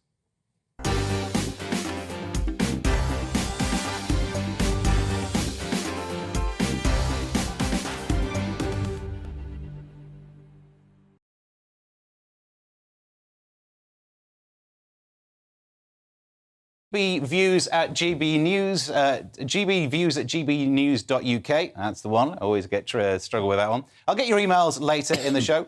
Reacting to my big opinion. And tonight, here's my brilliant panel. Broadcaster and journalist Nina Mishkov, political commentator Benjamin Loughnane, and leader of UKIP Neil Hamilton all join me. Well, first of all, thank you very much for being with me. Let's get into the big story. I'll get your take on my monologue first, actually. I realised I might have offended at least one of you with some of my thoughts. Neil, I'll start with you. have effectively tried to curtail your previous career. I'm unoffendable, by the way. Good. Come to the right place. Because I've put up with so much offence over the years, and that has no impact on me at all. But I think the problem that we face with this latest scandal is that these so-called jobs that MPs are wanting to take up are not really jobs at all. If they're lobbying jobs, then that's been banned anyway. Since my time, you could actually take up a lobbying job in the 80s and the 90s, but that's all now gone. I don't think anybody would complain if an MP spent a day or half a day a week being a doctor or a dentist or an accountant or something. And I think it's a good thing for MPs to have at least one foot in the real world. There are MPs, of course, who've never set foot in the real world. They go from student politics into some research job and then into Parliament and never emerge from it until retirement age. Theresa May was one, wasn't she? Well, exactly. I think that proves my point. And she was a bureaucrat in the Bank of England, but had no real connection with the real world otherwise. So I think it's a good thing for MPs to do real jobs for at least part of the time. After all, MPs are not 9 to 5 jobs. How they use their time over 24 hours for 365 days a year is up to them. Nobody expects them to work every hour that there is in the day as an MP. So I think it's a case of looking at each individual case and deciding whether this is reasonable or not. What do you think about this? I mean, that we hear how much work they do. We hear that they're very busy and always looking after the thoughts of their constituents. If you're that busy, how do you manage to fit in extra work? Well, I don't think you do, because one or other has to suffer. But why would you mentioned they need more money? 84,000 odd a year is not peanuts. I mean, it's more than it's 50 grand more than the average salary in this country, which is about 35,000 to the people who are in full-time employment. That's outrageous to think they need more money, and that's kind of extrapolating that the only people who are not bribable in this moment would be Rishi Sunak, right? Okay, because who can bribe him financially? You can't. No, it's nonsense. MPs, it sounds a bit but MPs are servants of the people. They are voted to represent their constituents. Right. And there must be so many problems and so many issues that they must have to deal with. That is a full-time job. I just don't understand how anything could take up their time. If they're dedicated MPs, first of all, you need MPs who have integrity. They are supposed to be people we look up to. Well, that's long gone. I mean, that's very, very, a long time ago. But you mentioned, noses in the trough. I mean, snouts in the trough. It seems to be when they get to that level and they get complacent, they, look at Owen Paterson, Geoffrey Cox. It's just outrageous. Well, I mean, Geoffrey Cox is a very distinguished member of the bar, or not? That is a proper job. He wasn't above taking money from the Cayman Islands and putting their case forward. Well, that's what barristers do. But no. But he's not a barrister. He was a former Attorney General, and the dividing line was very clear, and he blurred it, and it cost him his... Well, indeed, but as indeed it should do. But that's a matter between him and his constituents. Benjamin, your take on this. Should they be 100% have it sticking to the one job of serving the people? Well, I think, the corrupt MPs, the ones who do this, being paid more money won't stop them. That's not going to be the thing that disincentivises it, because for them it's about always wanting more and more and more. So you could pay them 200 grand a year, and it would still be going after lobbying jobs because they'd never be happy with what they have. And the thrill of the corruption as well, I think, does drive some people. There's something to be said for that aspect of it. It's not entirely about the money. It's about, habitually being crooked. And, some people do have that problem. There was a time when MPs weren't paid at all. And it was, you had arguably, a better class of MPs at that time because people did it as an act of public service. They didn't see it as a thing to be gained from. And I think, the idea that just paying them more will stop the problem isn't true. What you really need to do is come down harder on the crooks. When someone is proven to be crooked, they should be out of Parliament and it should be cut and dry. So that would solve the one category of the problem, the crooked ones. But still, the point is a separate point, that if you are professing to be working that hard for the people that you're meant to be serving, the people paying your wage, to take money from someone who might have different interests seems like a difficult circle to square. Yeah, well, I think, if it's a profession, as you said, dentist, doctor or lawyer or whatever else, it is good to have one foot in the real world and to be doing something where you're in touch with real people. But that is a very different thing to lobbying. I mean, if you've got a small business, for example, you go into Parliament, you've no idea how long you're going to be in Parliament. Quite a lot of people will be queuing up with their P45s after the next general election. Michael Heseltine built a fantastic business in Haymarket Press. When he became a minister, obviously, he had to put all that to one side and somebody else ran it. But when he left the government, he went back into the business. Now, but that doesn't mean that he was compromising his commitment to being a member of Parliament. No, but quite the opposite. Then, wouldn't it? You can still own an asset, but you don't have... No, but he was involved in the management of it. And I see nothing wrong with this, frankly, so long as you do the job of an MP. And the idea that MPs are earnestly sitting around all day talking real politics and doing useful things is just nonsense. I know from my own time in Parliament how much of my time was spent really on stuff which was of no real benefit to the general public, but was a benefit to me as a politician. But so depressing for the average constituent that's the reality to of hear life. that. You think very long and hard before you put your cross against the name, and it's a very important thing. Somebody representing me, and I want them to work for me, and because otherwise they are my voice. But then what about if they become a minister? Are they then no longer serving the needs of the constituents by working in a senior position? Well, then hopefully they have a team that are going to... Well, then they already do if they do have other business. Yes, but the thing is, what we really need to focus on is getting a better type of MP, a better class of person. I agree. Like in the Met. The Met is rooting out, all the rotten apples. And I'm not saying there are the rotten apples in Parliament as there are in the Met, because nothing could equate with that. But there are those who are there for the glory, the honour. They don't really care about the constituents. They like being... there are those who want to have the power. They like that. They like the publicity. I wouldn't agree with that. There are some. You must be some. I mean, we Matt don't... Hancock. Yes, I agree. We'll have some time to make a list in the break. I'm sure it'll be a long one. I'm kidding.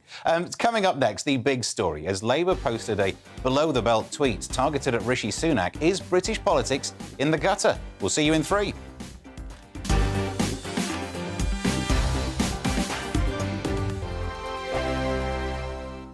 I joined GB News because I was sick and tired of not hearing my views being represented, not just mine, but so many people that I knew and spoke to. I just couldn't get my voice out there. I couldn't say anything. I couldn't do anything. Whatever the narrative was, I kind of had to follow it. GB News is there to provide a voice for those who have been ignored by the establishment media. We think different things. We've got a different style. GB News is here to be optimistic and positive about the future. It's real kind of dynamic and flowing, with the audience very much at the heart of it, like a big family. Here at GB News, we talk about the things that matter to you. Hearing the voices from right across our towns and cities, especially our towns. All sides of the argument represented with a heavy dose of opinion. We're on a mission here to make a difference. And the GB News family really is here for you, and whatever time of day you can watch or listen. Britain's watching. Britain's watching. We're proud to be GB News. The People's Channel. Britain's news channel. Westminster is going around in ever-decreasing circles, followed by the media. Britain is broken. How on earth did we get into this mess? But more importantly, how do we get out of it? Join me at 7 p.m, Mondays to Thursdays on Farage, here on GB News. We will have open, rational debate. We've got to work out how Britain moves forward from this. Join us here on GB News, the People's Channel. Britain is watching. You've probably seen politicians interviewed 1,000 times, but we do it differently. We find out who they really are, we don't shout, we chat, and hopefully we bring a bit of light, not just heat. Did you know Kate Moss? Apparently. Do you have a pair of jeans or a pair of jeans? No, of course I don't. What would I do with them? My friends are like, oh my God, what's she doing now? Join me every Sunday at 6 for Gloria Meets, only on GB News, the People's Channel, Britain's news channel. I'm Jacob Rees-Mogg, the Member of Parliament for North East Somerset and a former government minister. For years, I've walked the corridors of power in both Westminster and the City of London. I campaigned in the largest democratic vote in our island story. I know this country has so much to be proud of. We need to have the arguments, the discussions on how we make it better. The wisdom of the nation is in its people. Vox Populi, Vox Dei. That's why I'm joining the People's Channel. Join me Monday to Thursday at 8 p.m. on GB News, Britain's news channel. I'm Mark White. As GB News Home and Security Editor, I cover those key issues that are so important to you. Our authorities, our communities doing all they can to combat violent crime. With the public services under unbearable strain, why are we still failing to control our borders? Defence, the first priority of any government, has been continually hollowed out. Can we trust our politicians to protect the armed forces? Join me, Mark White, on GB News.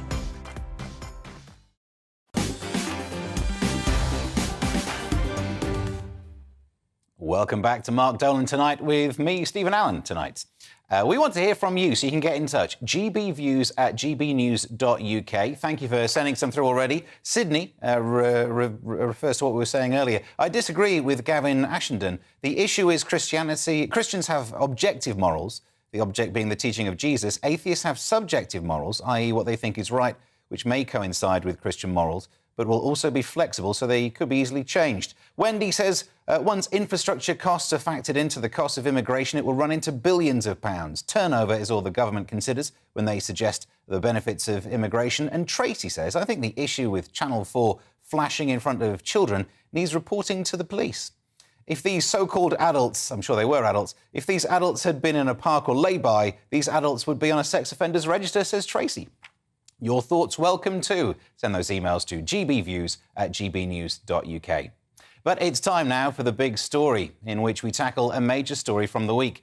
The official Labour Party Twitter account posted this yesterday. It said, "Do you think adults convicted of sexually assaulting children should go to prison? Rishi Sunak doesn't."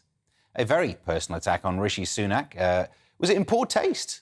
Should they have had it taken down? Are the Tories stoking the culture wars to garner approval? So have Labour and Conservatives entered a new era of gutter politics?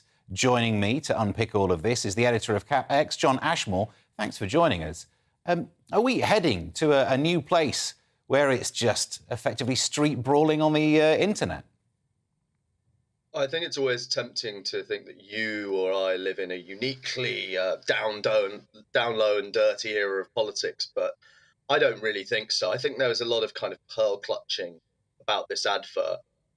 I mean, there are various problems with it. It doesn't really make a lot of sense. No one really imagines that Rishi Sunak approves of not sending child sex offenders to jail. It's a kind of a trope of political advertising that if something's bad's happening on the government's watch, you kind of pin it on the Prime Minister.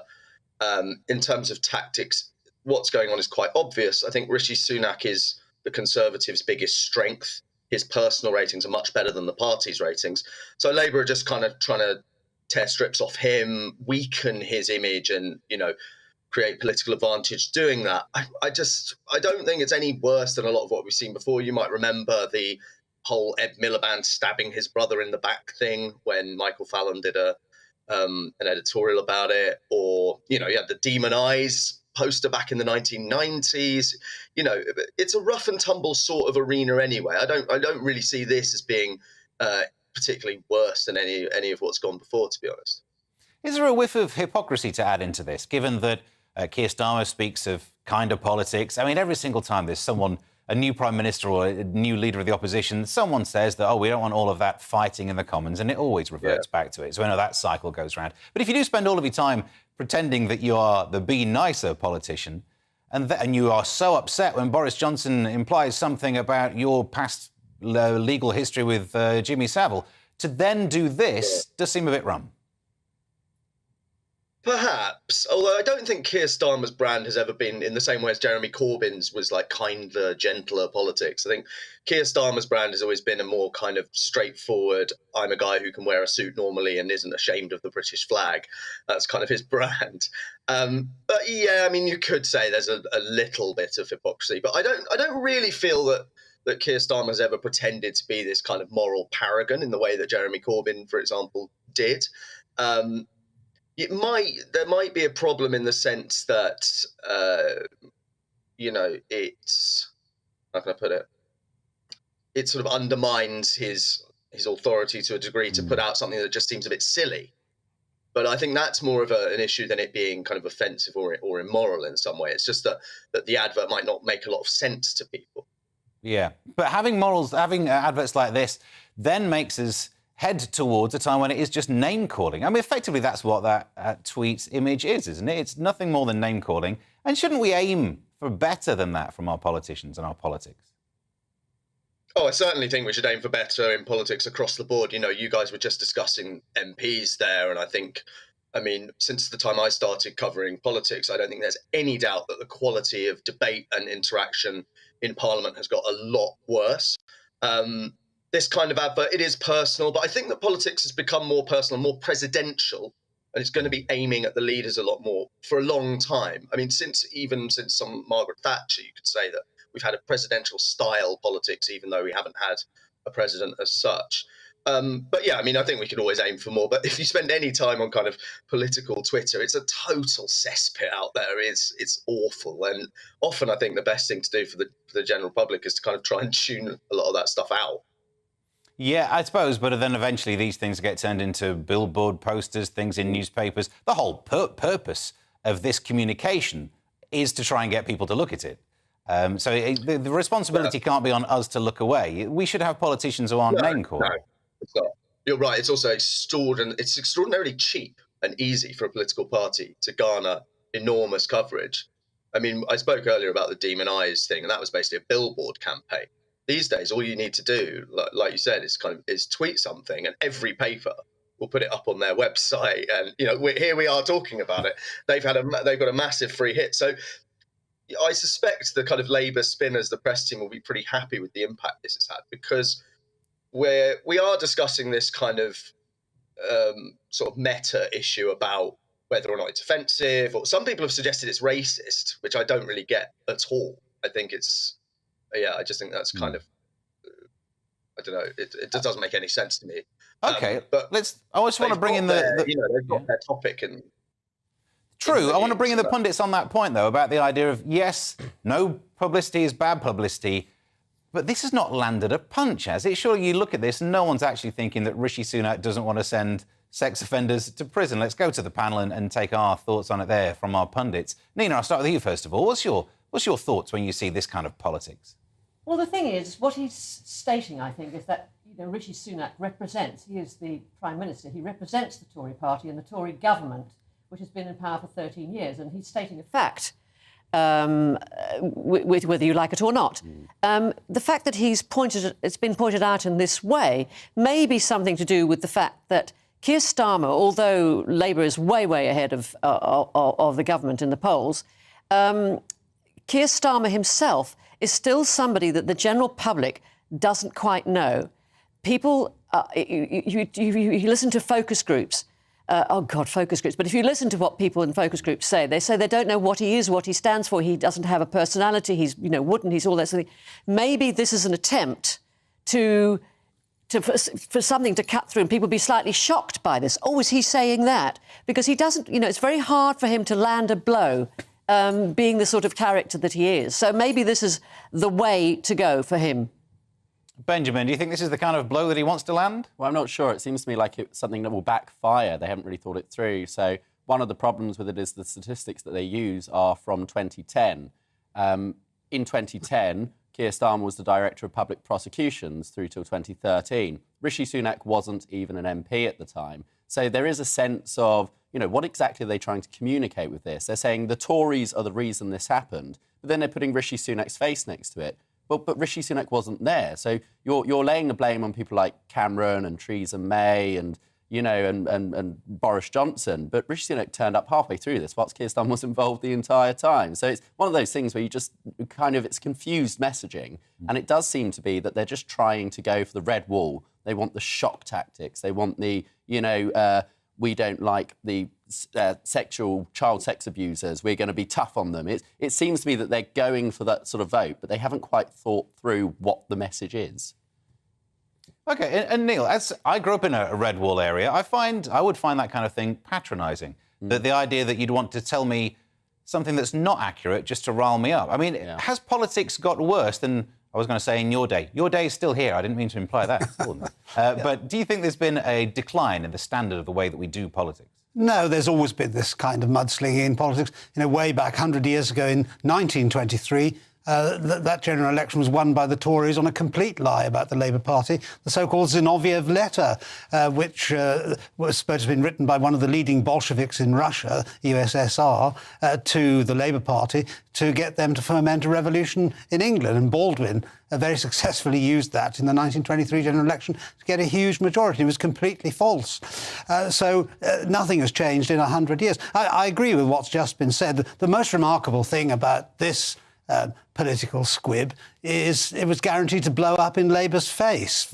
And at least if you're going to tell lies about your opponents, make them credible. I mean, nobody in his right mind believes that Rishi Sunak doesn't want to send sex offenders to prison. But he represents the government.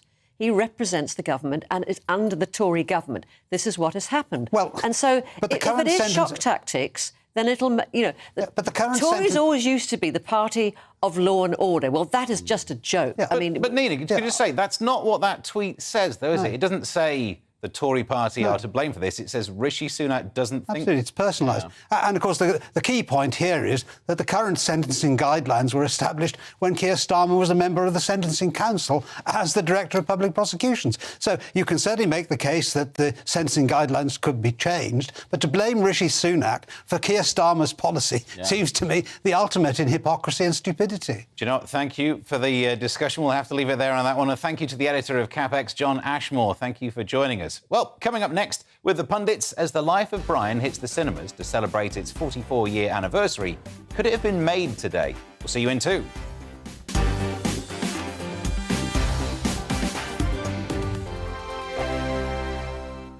Monday to Thursday nights on GB News. At 6, it's Dubes & Co. 7 o'clock, Farage. At 8, join Jacob Rees-Mogg. And at 9, Dan Wootton Tonight, followed by Headliners. On TV, radio and online. This is GB News.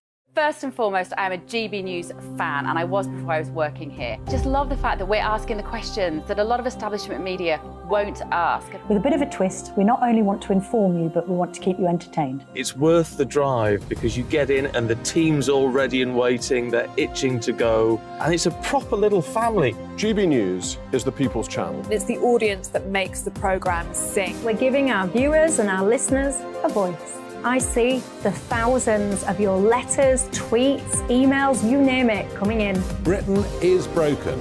How on earth did we get into this mess? But more importantly, how do we get out of it? The establishment had their chance. Now we're here to represent you. It's time for something different.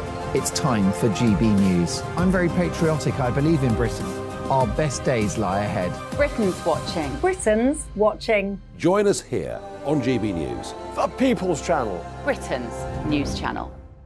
Join me, Patrick Christie's, Monday to Friday, 3 till 6. We tackle the day's news agenda like you've never seen before. It's high tempo, high octane, the most controversial topics, and the best guests. You will not be able to take your eyes and ears off it. I'm not afraid to ask the questions that you really want answered. 3 till 6 p.m, Monday to Friday on GB News, the People's Channel, Britain's news channel. GB News has its own late-night paper preview show, Headliners, where comedians take you through the next day's top news stories. You don't have to bother reading the newspaper, we've got it covered for you. Headliners, every night at 11 p.m, and repeated every morning at 5 a.m. We won't send you to sleep like some of the other paper review shows out there. GB News, the People's Channel, Britain's news channel. Join me, Camilla Tominey, on Sunday mornings from 9:30, taking the politicians to task and breaking out of SW1 to see how their decisions are affecting you across the UK. Bursting the Westminster bubble every Sunday morning, only on GB News, the People's Channel. Britain's watching. I'm Michael Portillo. Join me on GB News on a Sunday morning for topical discussion, debate, arts and culture, and sometimes even some ethical dilemmas. I don't always agree with you, Michael. Michael Portillo, Sundays on GB News, the People's Channel, Britain's news channel. I'm Andrew Doyle. Join me at 7 o'clock every Sunday night for Free Speech Nation, the show where I tackle the week's biggest stories in politics and current affairs with the help of my 2 comedian panellists and a variety of special guests. Free Speech Nation, Sunday nights from 7 on GB News, the People's Channel, Britain's news channel.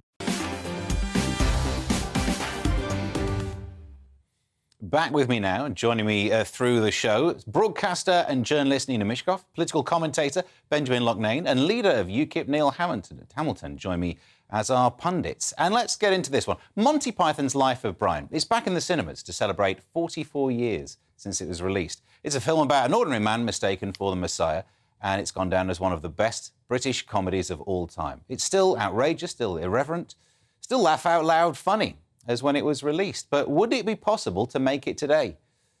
So let's go to the panel. Nina, if I start with you, I mean, I'm presuming you've seen it? Oh, God, yes, absolutely.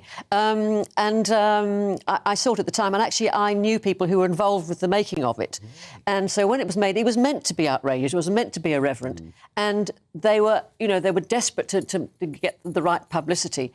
And Mary Whitehouse, I'm sure you won't remember, but we all remember, Mary Whitehouse was finally persuaded to see it, and she absolutely exploded. And they were delighted because she just, castigated. The movie is now made because Mary Whitehouse has said it is dreadful. I mean, it's just so irreverent. It's this best review they got. Yeah. So that's what they got. So that's what they wanted it to have that kind of outrage, and that's what they were going for. Okay. So we tempted to fall down the pit of saying, oh, you wouldn't be able to make that these days. They almost didn't get to make it those days because it was banned in various areas and cinemas. Yes, it was. So would it be that different now? Well, people seem to have got more sensitive and touchier about things. I mean, and also religion. I'm not at all religious. I was baptised a Catholic, but very, very, very lapsed, and so. Religion doesn't actually mean that much to me. And I think many of the world's ills, or most of the world's ills, are caused by religion, in fact, by warring religions. And but people seem to be fantastically sensitive about it. And perhaps it wouldn't be made, but it was a great pity if it wasn't made, because it was genuinely funny. I don't know whether... I can't tell whether the humour would stand up with the younger generation, or millennials, or Gen Z. Yeah. You tend to be a millennial. No, I'm not sure what I am. I'm somewhere in between. But I remember when this was... A zennial. Yes, a zennial. I remember when my mother said it was very offensive because it's blasphemous, but now it seems to be the woke mob who are against it, because there's, for example, that scene where he says, I want to be a woman, I'm Loretta. He goes, you can't be a woman, you can't make babies. He goes, well, I want the right to be able to make babies. So what difference does that make? And I think the woke mob now hate it for that reason, whereas previously it was the ultra-conservative religious lobby who would be against it. But they seem to now be more in favour of free speech because they just want the ability to have the ideas. For anyone who's not seen it, there's also a bit of nudity if you want to do the full checklist. I think Graham Chapman there's a full frontal shot. No, that's not the only reason I watched it. Now you're all staring at me. It's very strange. Still, do you think we would be able to make I think you would, because it's Christianity. You can say what you like about Christianity. If you try to do it about Islam, I think it would be a rather different matter altogether, because when Life of Brian was made, the blasphemy laws had just been repealed in this country. Up until the late 60s or early 70s, can't remember the exact year, blasphemy was a criminal offence. And it could be prosecuted. Indeed, there was a famous blasphemy case in the 1960s, which was invented by the courts, actually, a conspiracy to corrupt public morals. And all that was done away with. And so there's a great, Nina can remember it, I'm sure, a great feeling of liberation in the 60s following 1968. Absolutely. That's when I grew up. I was in my late teens, early 20s, and it was a great time to be alive. Well, the hair was on the musical on stage, and people appearing naked on stage. So that was, everybody felt there was a really sort of, as you say, a liberation, a kind of dropping of shoulders and perhaps dropping of clothes, So... Yeah, exactly. You'd have to do that on Channel 4. And up next, hundreds of UK businesses are attempting to recruit new staff with perks of an early finish on a Friday. In their post-COVID recovery, companies are trying to coax younger staff who prioritise their work-life balance with perks like extended weekends, days off on your birthday, and being allowed to attend summer festivals. So, are Gen Z lazy, or are they just willing to fight for workers' rights? To our effectively millennial, Gen Z, whatever the word would be. If I put those two words together, it'll sound like a flower. Zennial. Zennial, yeah. Some of those. Are young people lazy? I think that it's not so much laziness, it's that you get less for your money nowadays. So they look at the housing market and go, I'm never going to be able to afford to buy a house anyway. What's the point in working all the hours God sends when the quality of life and the cost of living has, reduced or gone up to such a degree that you spend hours and hours in the office and you see no payback at all. I think 50 years ago, you could work a pretty standard job. You could work a 9-to-5 job. You could afford to buy a house and a car and live a good life, get married, settle down. Nowadays, I think people see that as out of touch for most people.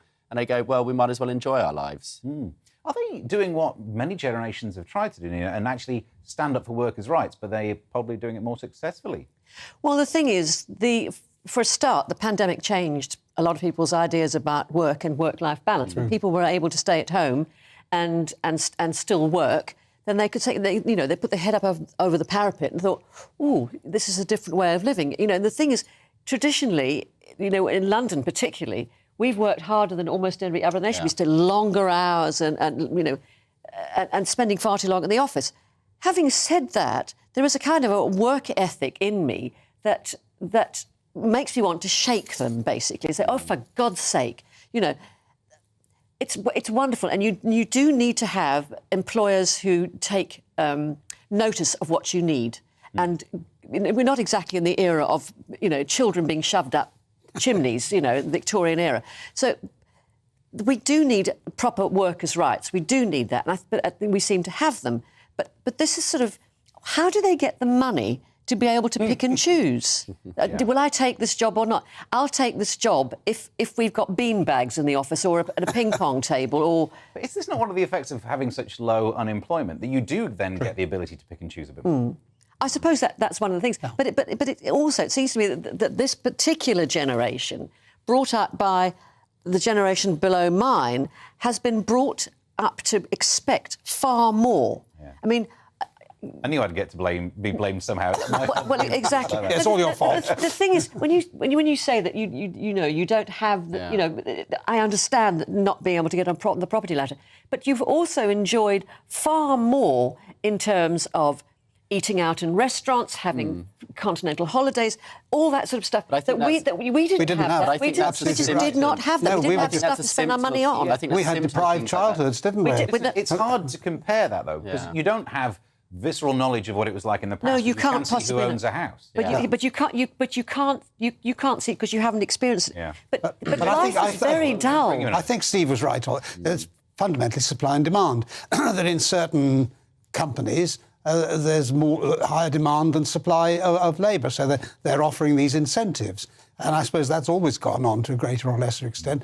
I mean, I've never really had a proper job, so I'm not really qualified. I've never had a proper job. We've been self-employed for most of our lives, or at least in professions where we had to work to do the job. But work long hours. The hours which the job required. And I've done this in the law, in show business, as well as in politics. My time was, in a sense, my own. Obviously, there were fixed points in the day, but if there was a job to be done, it had to be done by a certain time. However many hours in the day you had to work, you did it. Just do it. The supply and demand is the reason why I insist on there being a beanbag in my dressing room. And that's more for medical reasons. I should move on before we get into the details of that. Now, forgive me if I sound a bit old-fashioned here again, but I thought that when a baby was born, the responsible thing to do was to create a savings account for your new bundle of joy.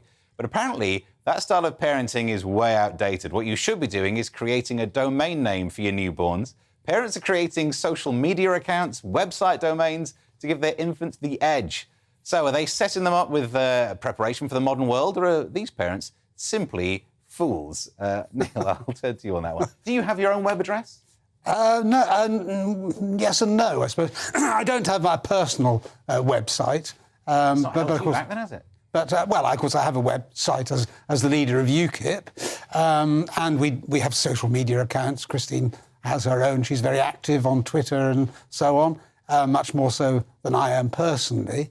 And I suppose it is the way of the modern world. Although I must say it seems rather peculiar to do this in the way that people used to put their children down for Eton as soon as they were born. I suppose that's... From different... What do you think? I mean, we are living in a social media world. The future might even be more like that. Maybe they're wise. I just think it's idiotic, basically. I mean, mum on Instagram the whole time, taking photographs of the baby and sending it out to the ether. It's just... I find the whole thing is narcissistic and idiotic. And the point being that by the time their children are grown up or able to take advantage of say, a domain name, these things will be outdated. Yeah. They'll have moved on to something else. And the other things, I read this, the one woman who'd done this for her babies, had a teenage son, said the teenage son wouldn't touch the personal name because they said they were giving away too much private information, too many details. And I think that's what's happened with the whole of social media. People have just gone blurt, have it all, without realising what they're giving away. Yeah. Benjamin, you got the same take on that then? Yeah, I give away too much info? I think it's wrong because at the end of the day, the children, when they get old enough, they can do that for themselves.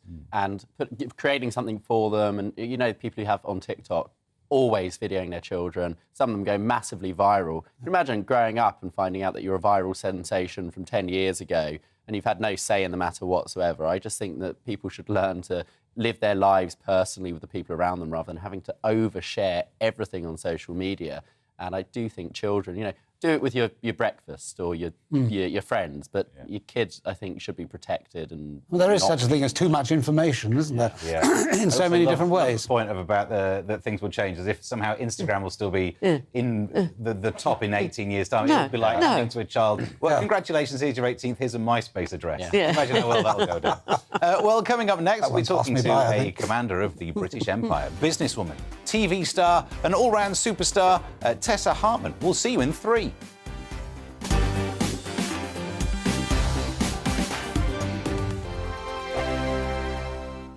It's all about family, being in people's living rooms, all the interaction and getting to know who our viewers and listeners are. When I was young, my dad used to say, no, stop arguing. I wanted an outlet that would enable me to give my opinion. People are going through a really hard time right now, and I know that you don't feel like you're being listened to by the establishment. I came to GB News because it's the People's Channel, and I want the audience to have their say on the events of the day. We're dynamic. We do something different. Democracy shows that the wisdom of the nation is in its people. I get to travel to find out what the story is from a personal perspective. The British people aren't fools. We know when we're not being told the full story. We've got to work out how Britain moves forward from this. It's the best country in the world. The establishment had their chance. Now we're here to represent your views. Britain's watching. Britain's watching. Britain's watching. We're proud to be GB News, The People's Channel. Britain's news channel.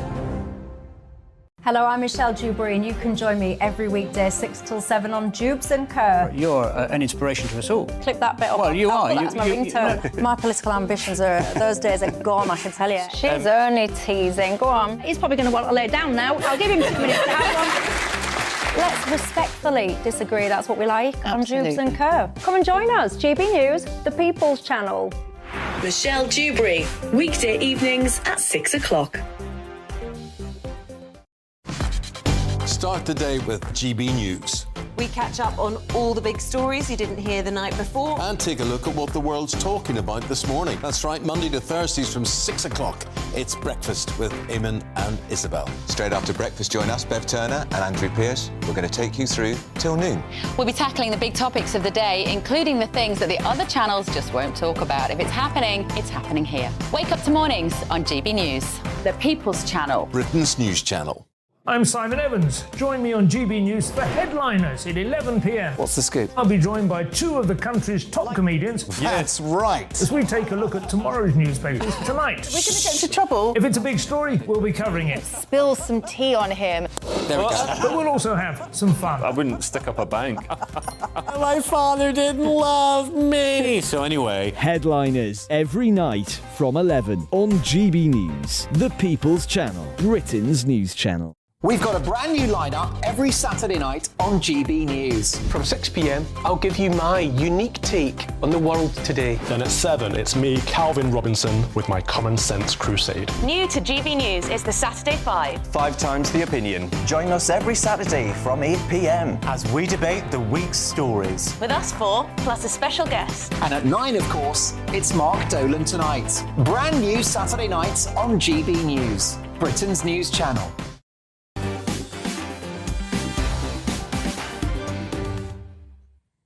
Welcome back to Mark Dolan Tonight with me, Stephen Allen. This is the part of the show in which I get to speak to the biggest names in the world of politics, showbiz, sport, business and beyond. Tonight, it's a real Wonder Woman, entrepreneur, TV personality, fashion expert and, of course, commander of the British Empire. I'm joined by Tessa Hartman. Tessa, welcome to Mark Dolan Tonight. Thank you. Thank you for having me. Let's start right back at the beginning. And let's not go too far back. You can tell us about your childhood if you want. But then getting into business and having that mentality. In fact, earlier on, we were just talking about work ethic. Does that sew into the reason that you're different?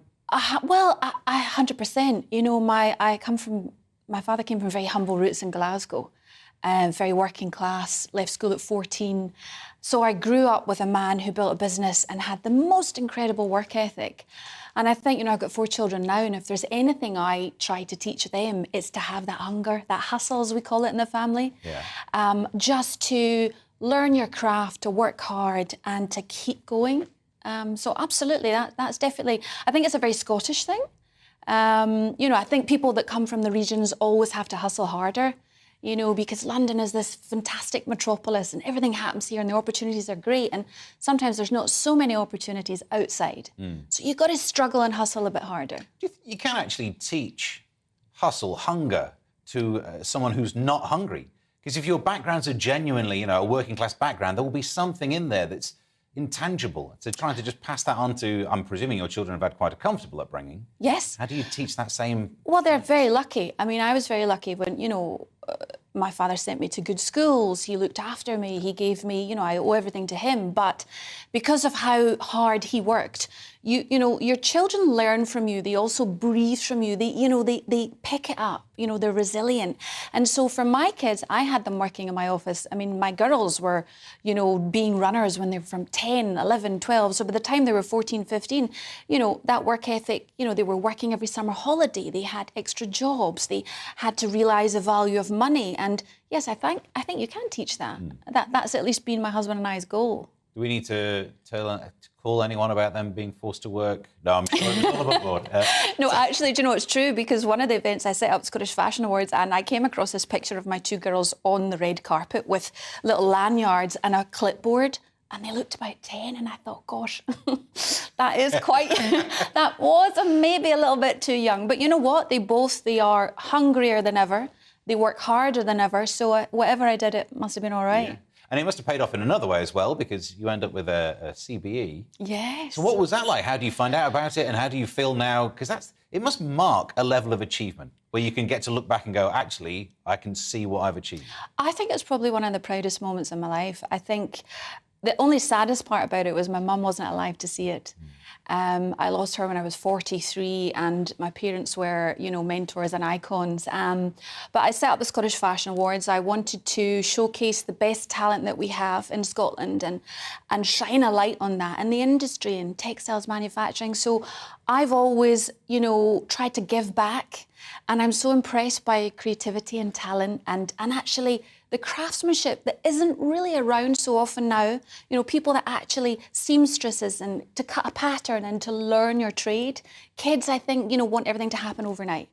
And I spent a long time, you know, building that brand and trying to showcase the best of what Scotland has to offer on the global marketplace. So to be recognised for that was just unbelievable. And being in Buckingham Palace, wow, you know, what's not to love? And Prince William gave me the award, and I thought to myself, wow, you know, this is our future king at some point. So yeah, it was amazing. Make a good impression early. Do you know, can I tell you the funniest thing? He's obviously giving out lots of awards to people every day of the week, whatever. But he leant in and he started to talk about manufacturing, lace making in Ayrshire, cashmeres and textiles in Scotland. He had a real understanding of my trade, and I was one of a very long line of people. And I thought, how incredible is that he has the retention and the memory to remember that and make me feel special, because he did make me feel special. So I have a lot of respect for that young man. Yeah. So your career also includes some reality TV. Yes. Which it just seems like an odd fit. Or it does, where, from my point of view, from the outside, because you've got this industrious nature, this innovative, entrepreneurial nature, and then reality TV comes along. How does it all fit together for you? Do you know, it's interesting. I mean, I've worked with a lot of talent within television, but I've never been, you know, in front of the camera myself. But if I could step back a little bit, I had breast cancer in 2017. And if you'd asked me to do a reality TV show before that, I would have said no. I think I overanalyzed everything. I'm in the business of branding. You know, I create brands. That's what I do, and I love it, and it fuels me. But then after, 5 years later, I'm in remission. I'm great. I feel better than ever. And this opportunity came along. And once you've been through something like that, a kind of life learning, it puts life in perspective. And actually I thought, what an incredible experience. Why wouldn't I try that? And also, I'm a businesswoman. So actually it gave the company great profile. And I thought, why not? Let's just live for the moment and enjoy it. Yeah. Do you know, I noticed this in my life, in other people you speak to. We all have these things in life that make you say to yourself, oh, I should appreciate life. Yes. And we all kind of forget. Give it a few months, give it a few years, it wanes a little, that same passion to cling to enjoying every day. And yet you clearly did remember that and acted upon it and then went on reality TV, which really is good follow. And it wasn't easy, it's reality TV is not a game for the faint-hearted. Really? But it was fun. My view is everything should be fun. You've got to have a bit of a laugh and not take yourself too seriously. I've spent my life taking myself seriously, and this was an opportunity to just have a little bit of fun, and I did. I enjoyed it. And then there's another link to reality TV, I suppose. Yes. With your daughter. Yes. So Talia Storm, your daughter, X Factor, that was the one reality TV, was it? Yeah, one of them, yeah. Yeah. If it's not Popeye, I stop remembering the titles. You're showing your age now, Steve. What's your feelings of that? It must be strange, scary, seeing a child go out into a world, it's a modern-day world. The internet is scary. Well, I wish she wouldn't show her boobs so much, but apart from that, she's probably one of the hardest working young women I know. She has learnt her craft, and she works really hard, and she reads music, she writes music, she's an influencer. And I heard your panel talking about that earlier, and, that is the future. These kids have the opportunity to really further themselves with the tech that's in their hands, in their house. And so for me, I'm really proud of her. She works really hard. Both of my daughters do. My sons are still studying, but I take my hat off to her. It's all about, she has absolutely got the Hartman hustle. Excellent. And then you're not showing the boobs because of some prudish thing or fashion, do you think? No, actually, if I had her boobs, I would be showing them off as well, but... And what's next for you? Because I get the feeling you're not the person who ever stops. No, I don't. And I think I'm very grateful to wake up every day and do what I love doing. I'm talking to a couple of different TV production companies about different opportunities, and I'll just see where it takes me. I'm definitely never going to stop. My husband and I are workaholics, and our life is work and our kids. And I think if we've been together a long time now, and so, we wake up in the middle of the night and we come up with ideas and we just go do them. So, it's fun. It's never dull. Yeah, and you're bringing things with you as well. Well, I did. I thought, you know what, Steve? It's Easter Friday, Good Friday, and I brought you a cake. A cake? I have to tell you, it's blue because I picked it because of Scotland, obviously. Cancel the rest of the show. There's Cancel the rest of the talk, but I have to tell you, I went into this store to... I joined GB News because I was sick and tired of not hearing my views being represented, not just mine, but so many people that I knew and spoke to. I just couldn't get my voice out there. I couldn't say anything. I couldn't do anything. Whatever the narrative was, I kind of had to follow it. GB News is there to provide a voice for those who have been ignored by the establishment media. We think different things, we've got a different style. GB News is here to be optimistic and positive about the future. It's real kind of dynamic and flowing, with the audience very much at the heart of it, like a big family. Here at GB News, we talk about the things that matter to you. Hearing the voices from right across our towns and cities, especially our towns. All sides of the argument represented with a heavy dose of opinion. We're on a mission here to make a difference. And the GB News family really is here for you, and whatever time of day you can watch or listen. Britain's watching. Britain's watching. We're proud to be GB News. The People's Channel. Britain's news channel. Westminster is going around in ever-decreasing circles, followed by the media. Britain is broken. How on earth did we get into this mess? But more importantly, how do we get out of it? Join me at 7 p.m, Mondays to Thursdays on Farage, here on GB News. We will have open, rational debate. We've got to work out how Britain moves forward from this. Join us here on GB News, the People's Channel. Britain is watching. You've probably seen politicians interviewed 1,000 times, but we do it differently. We find out who they really are, we don't shout, we chat, and hopefully we bring a bit of light, not just heat. Did you know, All Kate sorts Moss? of rooms. Apparently. Do you have a pair of jeans or a pair of jeans? No, of course I don't. What would I do with them? My friends are like, oh my God, what's she doing now? Join me every Sunday at 6 for Gloria Meets, only on GB News, the People's Channel, Britain's news channel. I'm Jacob Rees-Mogg, the Member of Parliament for North East Somerset and a former government minister. For years, I've walked the corridors of power in both Westminster and the City of London. I campaigned in the largest democratic vote in our island's story. I know this country has so much to be proud of. We need to have the arguments, the discussions on how we make it better. The wisdom of the nation is in its people. Vox Populi, Vox Dei. That's why I'm joining the People's Channel. Join me Monday to Thursday at 8 p.m. on GB News, Britain's news channel. I'm Mark White. As GB News Home and Security Editor, I cover those key issues that are so important to you. Our authorities, our communities doing all they can to combat violent crime. With the public services under unbearable strain, why are we still failing to control our borders? Defence, the first priority of any government, has been continually hollowed out. Can we trust our politicians to protect the armed forces? Join me, Mark White, on GB News.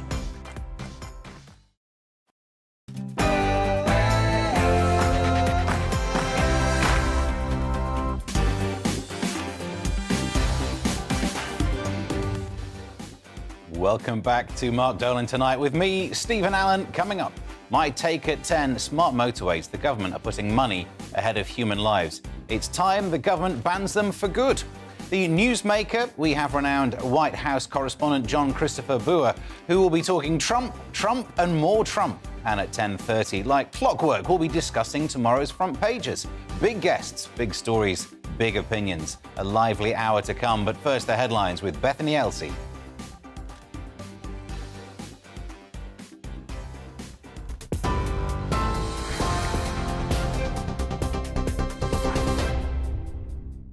Steve, thank you. Good evening. I'm Bethany Elsey with your top stories from the GB newsroom.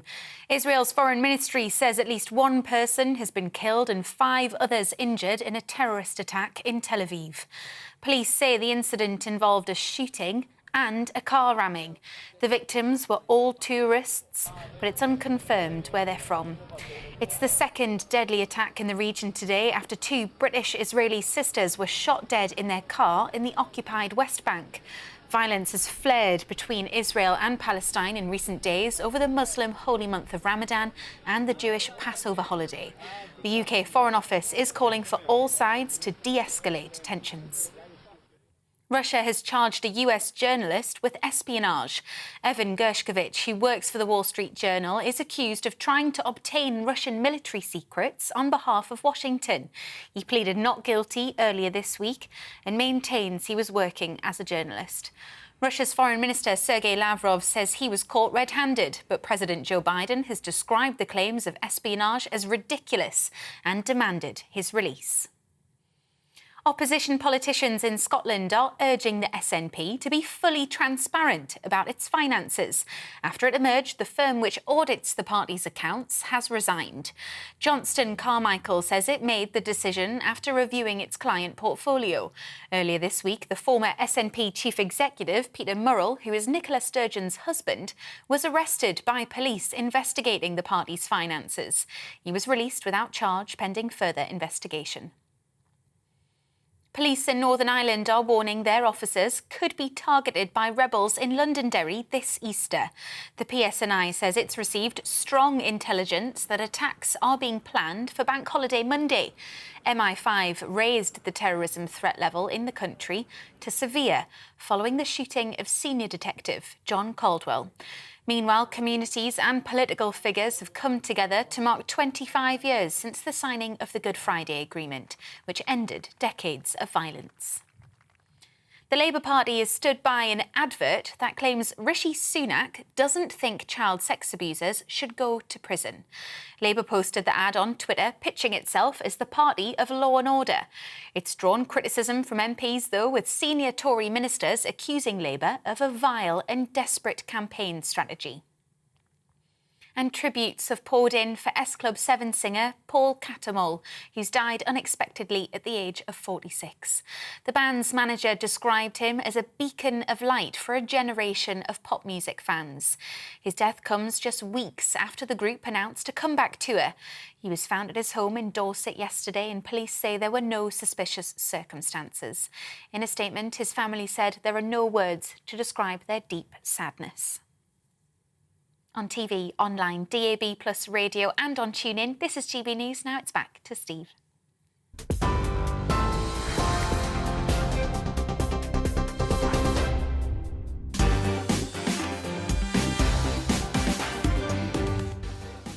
Welcome back to Mark Dolan Tonight with me, Stephen Allen.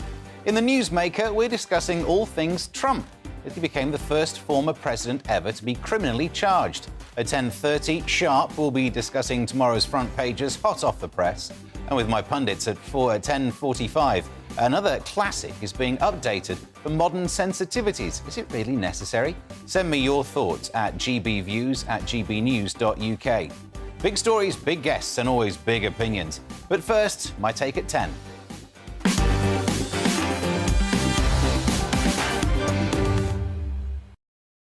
How smart are things these days? Smartphones, smart TVs, smartwatches, smarties. But the one that's the total misnomer, smart motorways. If you haven't seen one of these things, it's where, using technology, a 3-lane motorway, when it's busy, the hard shoulder becomes an active lane, so it's a 4-lane motorway. Let's take a look at that sentence again. When it's busy, you know, when a motorway is at its worst, the hard shoulder, the thing that's there for emergencies, goes away. It's like making a ship where when the sea gets choppy, the lifeboats do one. It's because of cost, of course it is, but the cost of turning a motorway into a smart motorway is well under half the cost of adding an extra proper lane. These smart motorways have been linked to some fatal accidents, so yet again, we put a price on human life while we pretend that we don't. The good news is that the rollout of new smart motorways in Britain is set to be abandoned amid safety fears. But the motorist can still feel under attack. I'm not one of these people who gets angry just because someone says the word eco. I'm all for having a lovely clean planet. But there must be a way of doing it that's good. Don't charge me more for it. Things like the ULEZ zone or other low-emission zones across the country. I love clean air as much as the next man, as long as the next man isn't that guy in a mask from Pulp Fiction. But if it were really about emissions, then you just ban old cars going in. Why let people pay to enter that zone? It makes the conspiracy theorists who say it's all about raising money start to look right. If someone pays to get in, their old car still kicks out the same gas, but you get some money. How will that money help the environment? Are you going to try and bribe carbon dioxide to sit this one out? Well, if you want to raise extra funds, have the bravery to tell us that's what you're doing. Don't milk people by stealth. And I'm not coming at this from someone who hates anything to do with climate change. If you make a fuel that emits less carbon, I'll have some of that. You make an electric car that works and is maybe cheaper than a good old-fashioned brum-brum one, I'll be there. If you give me a train alternative that is better than sitting in the car, I'll be sat in your upholstered seat sipping my latte all the way. But all you're doing is shortchanging the motorist.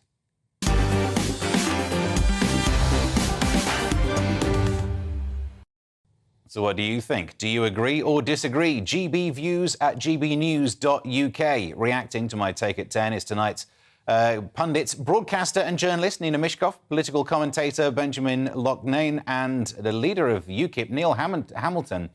Let's start with Neil, because I presume somehow I might get some agreement with this. The smart motorways, Neil, they're not that smart, are they? Well, it's an oxymoron, isn't it?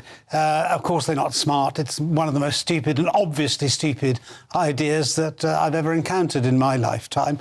It's an object lesson in why government shouldn't be given too much power because it'll be misused or abused. I've had one frightening experience where I had a puncture on the Severn Bridge where there is no emergency lane anyway, and with 3 lanes of traffic, and you're in one of them, and you've got massive lorries and buses and so on shooting past you within feet.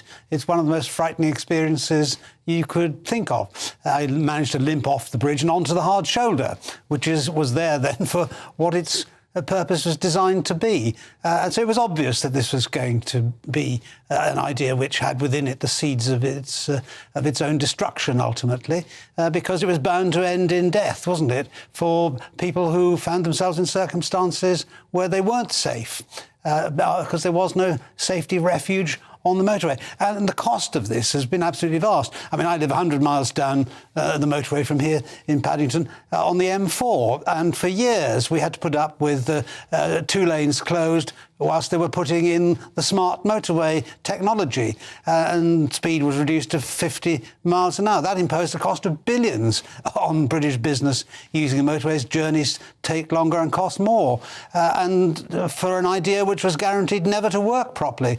So the whole thing is a nonsense from start to finish, and it should have been abandoned long ago. But then the government is full of projects that should have been abandoned long ago, like HS2, but they still carry on regardless because they have a momentum of their own, in spite of the obvious stupidity of them. Yeah. Well, Benjamin, I'll ask you this next part, because we now know that the government are stopping the rollout of further planned ones. But does that mean we should try and undo the smart motorways? And if we do, does that mean Neil's got another couple of years of roadworks on the M4 as they change it into some non-smart motorway? Yeah, absolutely. And I'm so glad you brought up HS2, because it is part of the next point I want to make, which is that we are fundamentally unable to build infrastructure anymore. You know, HS2 has gone on too long, longer than planned. They've scaled back the actual scale of the original project quite substantially, and it's cost far too much. It just goes to show that we are incapable of even supporting the current infrastructure that we inherited from previous generations. So rather than saying, let's add an extra lane to every motorway to counter the increasing traffic and the increasing population of people who are moving in this way, we say, no, we'll just get rid of the safety benefit that we have. We'll just push people into the hard shoulder, make the motorways even more dangerous. The only possible benefit from this is that motorways become so dangerous that no one wants to drive on them and they become less crowded again. Nina, are we at the risk of, so far, being 3 blokes moaning about roads? Are you going to save us from this? No, I think they're terrifying. And this is the inference from the term smart is that it's really advanced technology and it's better for us. It makes our lives easier. Well, it doesn't. I mean, how many people have died on smart motorways? I remember years ago we were driving up the M1 at night time, so it was dark and it was pouring with rain, and we had a tyre blowout. Now, with a smart motorway, can you imagine what that would have, how we would have kept with that? Because we couldn't move. We had to change a tyre. No, I mean, you've got a sofa here of people saying, we all agree with you, it's ridiculous, and it's about time the government did something about it. It's just nonsensical. And I also agree about HS2. You know, there's just another waste of money. And I don't know what's happened to us. I mean, engineering, architects, we used to be so great at all of this. And then somehow when it transfers into the actual practicality of making something, we seem to have lost all our skill or our grit or our determination, or what is it? What is wrong with this country? Yeah. Neil, what do you think is stopping us from solving any of these problems correctly? Well, I think the state has just got far too big and is doing too many things and doing them badly. It's concentration of power which is the real problem here.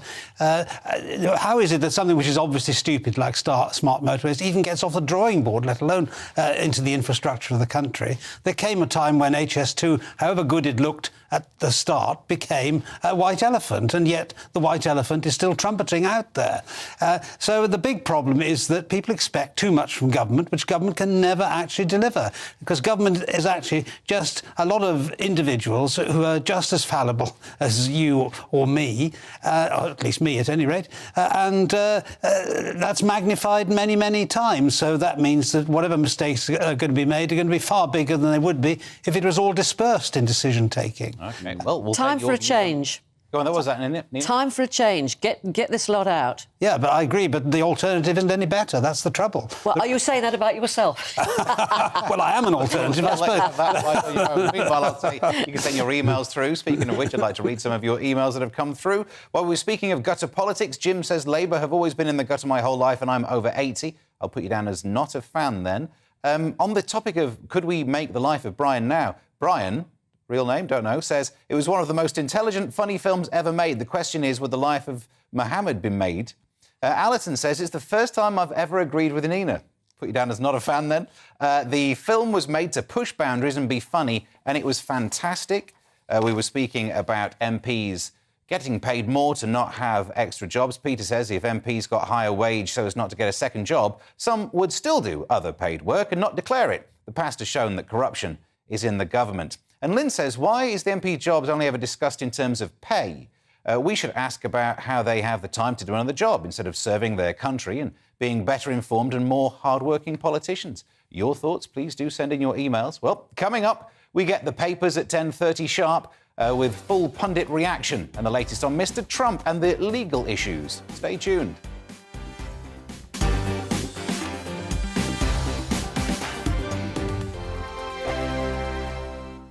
Monday to Thursday nights on GB News. At 6, it's Dubes & Co. 7 o'clock, Farage. At 8, join Jacob Rees-Mogg. And at 9, Dan Wootton Tonight, followed by Headliners. On TV, radio and online. This is GB News. First and foremost, I am a GB News fan, and I was before I was working here. Just love the fact that we're asking the questions that a lot of establishment media won't ask. With a bit of a twist, we not only want to inform you, but we want to keep you entertained. It's worth the drive because you get in and the team's all ready and waiting, they're itching to go, and it's a proper little family. GB News is the People's Channel. It's the audience that makes the programme sing. We're giving our viewers and our listeners a voice. I see the thousands of your letters, tweets, emails, you name it, coming in. Britain is broken. How on earth did we get into this mess? But more importantly, how do we get out of it? The establishment had their chance. Now we're here to represent you. It's time for something different. It's time for GB News. I'm very patriotic. I believe in Britain. Our best days lie ahead. Britain's watching. Britain's watching. Join us here on GB News. The People's Channel. Britain's news channel.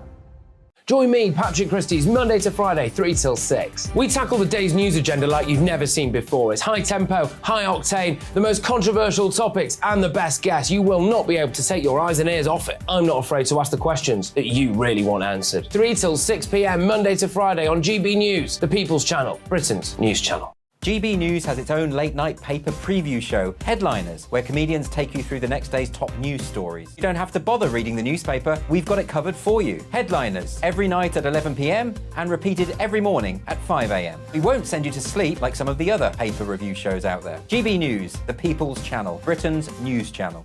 Join me, Camilla Tominey, on Sunday mornings from 9:30, taking the politicians to task and breaking out of SW1 to see how their decisions are affecting you across the UK. Bursting the Westminster bubble every Sunday morning, only on GB News, the People's Channel. Britain's watching. I'm Michael Portillo. Join me on GB News on a Sunday morning for topical discussion, debate, arts and culture, and sometimes even ethical dilemmas. I don't always agree with you, Michael. Michael Portillo, Sundays on GB News, the People's Channel, Britain's news channel. I'm Andrew Doyle. Join me at 7 o'clock every Sunday night for Free Speech Nation, the show where I tackle the week's biggest stories in politics and current affairs with the help of my 2 comedian panellists and a variety of special guests. Free Speech Nation, Sunday nights from 7 on GB News, the People's Channel, Britain's news channel. Welcome back to Mark Dolan Tonight. It's time now for The Newsmaker, in which we tackle the big stories of the day in the company of a fearless commentator. Tonight, Donald Trump pleaded not guilty this week after becoming the first former president to be criminally charged on 34 counts of falsifying business accounts. Mr. Trump could face a maximum of 4 years in prison if he is found guilty in December. And as President Biden is set to visit the UK after announcing he will not be attending the coronation of King Charles, was the King snubbed by President Biden, or was this simply presidential protocol? Joining me to discuss all of this is White House political correspondent John Christopher Buert. Thank you for joining me. Let's get an update on Trump then. So we know of the pleading not guilty. Pick up the story from them. Well, the indictment outlines an ongoing scheme to pay hush money to a porn star and to a Playboy model, and to also silence other individuals by setting up this a fake legal retainer agreement with his lawyer, Michael Cohen, the poor son of a gun, who has a young child, and a wife, and he mortgaged his condo in Manhattan so he could come up with the cash so Donald wouldn't have to get his hands dirty. So what did Trump do? Like everything else in this sleazebag world, of New York, what can I say, real estate, finance, etc. He took the money from his corporation and he used that money and he took it as a tax deduction. Now that is totally criminal, and that is why the district attorney, Alvin Bragg, a very, very savvy white criminal prosecutor, went after him, and Trump sat there in the docket looking like a chastened boy, no bravura, until he went down to Mar-a-Lago, and then he ranted and raved, and he even threatened, basically, the judge. Imagine doing that, Stephen. He said, the judge and his wife hate me. The judge's daughter hates me. I mean, he went off. And the man is definitely losing it. He's already lost it. But he's back. And now he's been really, as I said, chastened. He hasn't been speaking much lately. I don't know if you heard, but we haven't heard a thing from him over here. It's interesting that it's nice to get the details and some of the charges, because obviously we were waiting for that for a while. Thank you for that. Some of the things you've described there sound really worrying. So the next question would be, how has this impacted his popularity? Well, Donald Trump always manages to make the worst out of the best and the best out of the worst, Stephen. By the way, some of my friends in the UK said we'd be a good match. So they're watching in tonight as we take on this topic. So cheers to you. Always willing to have a viewership bump. He can make money out of this because he can say, and this is Good Friday, and I don't want to insult any of my Christian friends. I am one. He can become a martyr, as he says. Oh, look woe is me. Look what they're doing to me. They're prosecuting. They're persecuting me. He has these cult followers. I call them his disciples. And he can pretend that was in front of Pontius Pilate last week, and he's now a tragic figure. But his MAGA base, yeah, there he is. There you go. Hello, Donnie. His MAGA base will love that. They will pour more money. He's made about $10 million since his indictment, and he's playing it up to the hilt. And this is what he does. I've known him all my life, New York City. I am a New York City boy, and this is nothing new. So, given that it feels like a lot of commentators were predicting that this would go exactly this way, if anything, it would boost his popularity with his core, wasn't this politically stupid to do this court case first? Out of all of the things he's being investigated for, was this the silly move? Well, actually, it's a very good question, and a lot of people question that. None of these prosecutions are coordinated. They are what they are, and Bragg's is Bragg's, and we have a special counsel appointed by the Department of Justice, by the Justice Department, who will be coming after Trump for Mar-a-Lago and for the January 6th insurrection. We have another case, which is a case against a woman who accused him of raping her in a very Tony ladies' department store on Fifth Avenue. And then he said, and now she's suing him for defamation. So this stuff doesn't stop. And he said to basically, in his typical New York slang, he says, she's too ugly for me to go near. I wouldn't have raped her. And now she's suing him for defamation of character. She's quite a charming, sophisticated lady. So there's a case down in Georgia. Yeah, yes, let me just finish.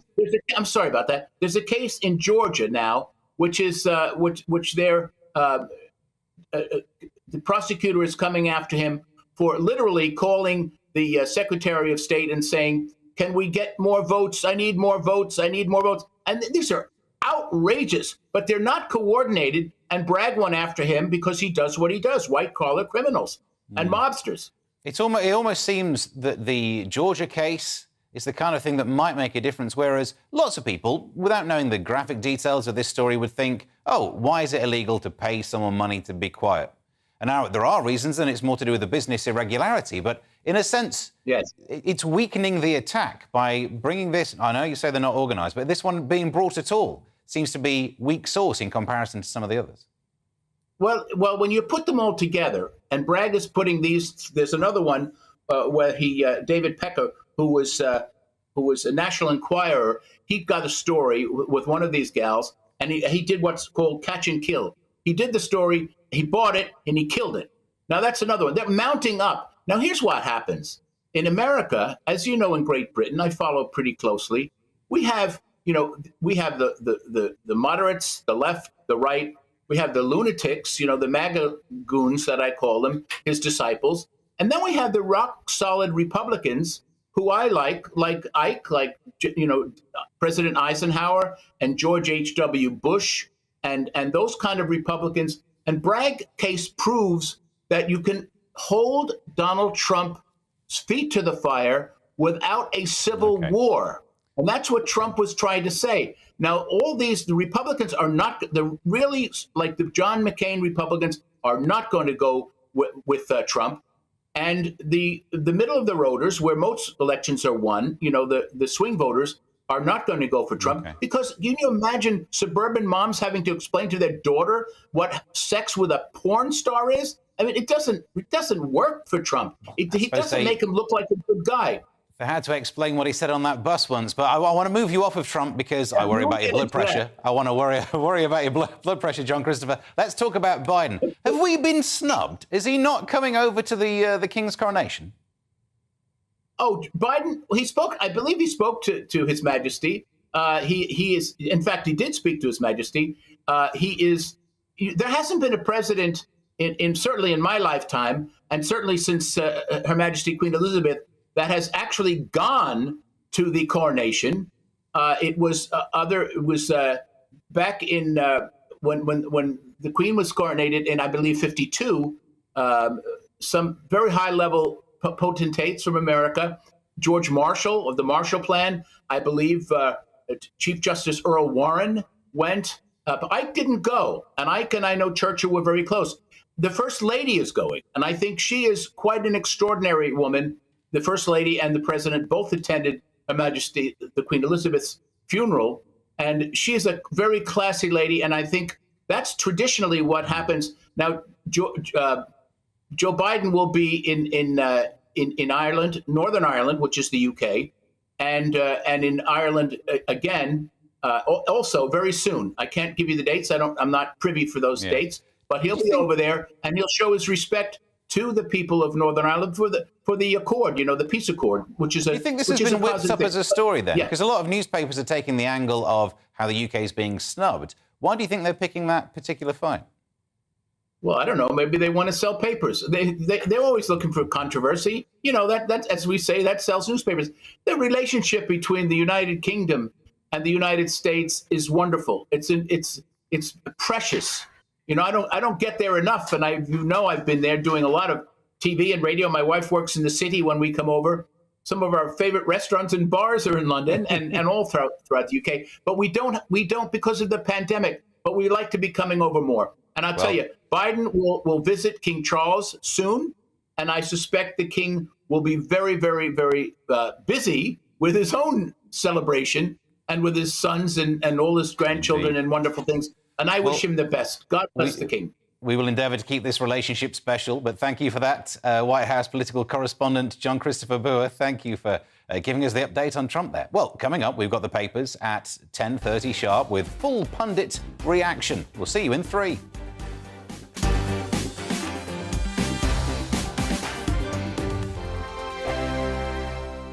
It's all about family, being in people's living rooms, all the interaction and getting to know who our viewers and listeners are. When I was young, my dad used to say, no, stop arguing. I wanted an outlet that would enable me to give my opinion.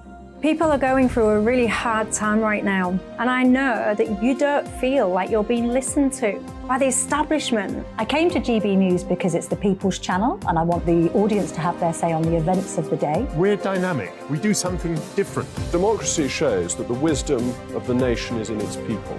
I get to travel to find out what the story is from a personal perspective. The British people aren't fools. We know when we're not being told the full story. We've got to work out how Britain moves forward from this.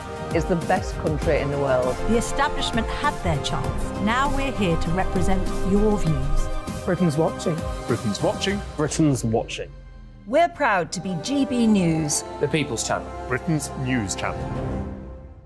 Hello, I'm Michelle Dewberry, and you can join me every weekday 6 till 7 on Jules & Co. You're an inspiration to us all. Clip that bit up. Well, you are. That's my ringtone. My political ambitions those days are gone, I can tell you. She's only teasing. Go on. He's probably going to want to lay down now. I'll give him 2 minutes to have one. Let's respectfully disagree. That's what we like on Jules and Co. Come and join us. GB News, the People's Channel. Michelle Dewberry, weekday evenings at 6 o'clock. Start the day with GB News. We catch up on all the big stories you didn't hear the night before. And take a look at what the world's talking about this morning. That's right, Monday to Thursdays from 6 o'clock. It's Breakfast with Eamon and Isabel. Straight after breakfast, join us, Bev Turner and Andrew Pearce. We're going to take you through till noon. We'll be tackling the big topics of the day, including the things that the other channels just won't talk about. If it's happening here. Wake up to mornings on GB News, the People's Channel. Britain's news channel.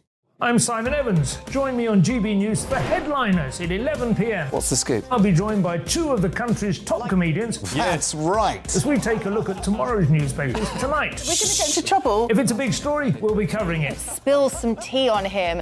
There we go. But we'll also have some fun. I wouldn't stick up a bank.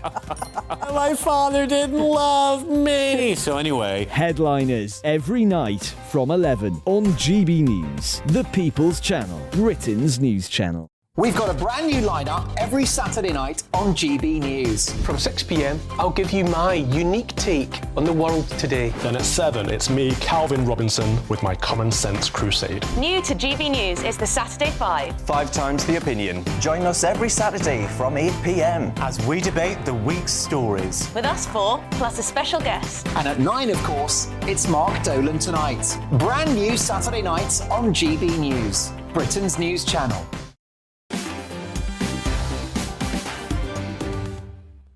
Welcome back. It's time for a look at tomorrow morning's newspapers, hot off the press. We start with The Times, which goes with housing targets scrapped, fears of NIMBY charter as wave of local authorities ditch plans for new homes. The Independent, how could they stoop so low? We were talking about this, the tweet and the message sent out by Labour. The pressure grows on Starmer over gutter politics, advert accusing Sunak of being soft on child sex abusers. Yet Labour defies backlash to publish second attack on PM. The Daily Express, King invites hundreds, making UK great to Coronation. The King is shunning tradition by inviting hundreds of charity workers to witness the historic moment when he is crowned. The Daily Telegraph, 2 British sisters shot dead in West Bank is their main story. Gold-plated public sector pensions to rise twice as much as average wage, they also tell us. Plus, in one of the boxes on the front page of the Daily Telegraph, heavier lorries plan means more potholes. To the Eye, they go with Blair, don't take peace in Northern Ireland for granted. Plus also, water bosses get environment bonuses despite sewage spills. The Mirror gives us crowning glory for our real heroes. 850 community greats invited to People's Coronation. The Financial Times, exports stir Russia sanction fears. And then to the Daily Mail, Kate found walkabout with Harry and Meghan one of the hardest things she's ever had to do. Just one of the astonishing revelations in a new book that lays bare the War of the Windsors, serialised in a certain newspaper. And the Daily Star, sun's out, buns out. 25C, spring heatwave next week after blue sky weekend. At least there's a bit of good news there. Well, with me to discuss, we can go through these newspapers with broadcaster and journalist Nina Mishkov. We've got political commentator Benjamin Loughnane and leader of UKIP Neil Hamilton. Let's jump into the papers then. Starting with The Times, this housing target scrapped. Is this ever going to work? Because this always is the thing. There's not enough houses. We need more houses. No one wants there to be more houses.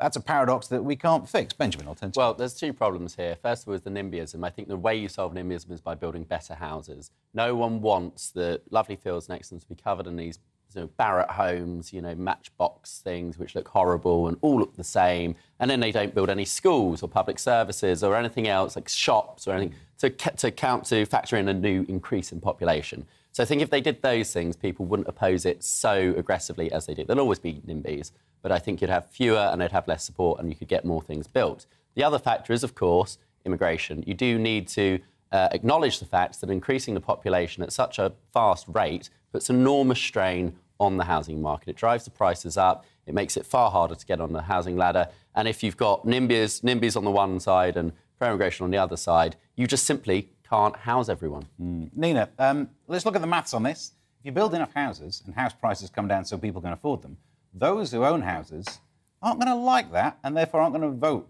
for parties that make that happen. Well, absolutely, and this is just selfish, really, because one of the terrible things, as we were discussing earlier, is that young people cannot get on the housing market, and you look at other problems, like, for instance, tourist hotspots, like Cornwall, because so many people want to live there. And so many people want to visit there. Young people particularly can't get onto the housing market because there are so many Airbnbs being used. And so it seems to be a complete vicious circle. But, I mean, if the government doesn't have a target and stick to it... I mean, Michael Gove says here that he's admitted that the government would no longer pursue a mandatory target of, 300,000 new homes a year. I mean, you've got to have a target before you can reach something. You can't just give up and say, well, we're not going to go for it. Go for it. And Neil, are we building the right homes? Affordability, has that been factored in? Well, there are parts of the country, of course, where houses are affordable. The problem of affordability is largely one of London and the South East. But we had the key point made right at the start here. Fundamentally, this is a problem of migration. It's not just the people who are coming in on small boats across the Channel. In the last 20 years, we've added 6.5 million people to our population in the United Kingdom. 6.5 million, that's 10% of our entire population has arrived here since the year 2000. This is absolutely unprecedented. We've never seen migration at these levels in the whole of my lifetime. When Enoch Powell made his now notorious speech about rivers of blood in 1968, we were disgraceful. Disgraceful. No, but let's not argue that. The point, I'm saying this merely to give you a timeline, that in 1968, the net addition to our population was 50,000, 1/10 of what it was last year. Last year, we added 500,000 people to our population from immigration alone, and those are just the ones we know about.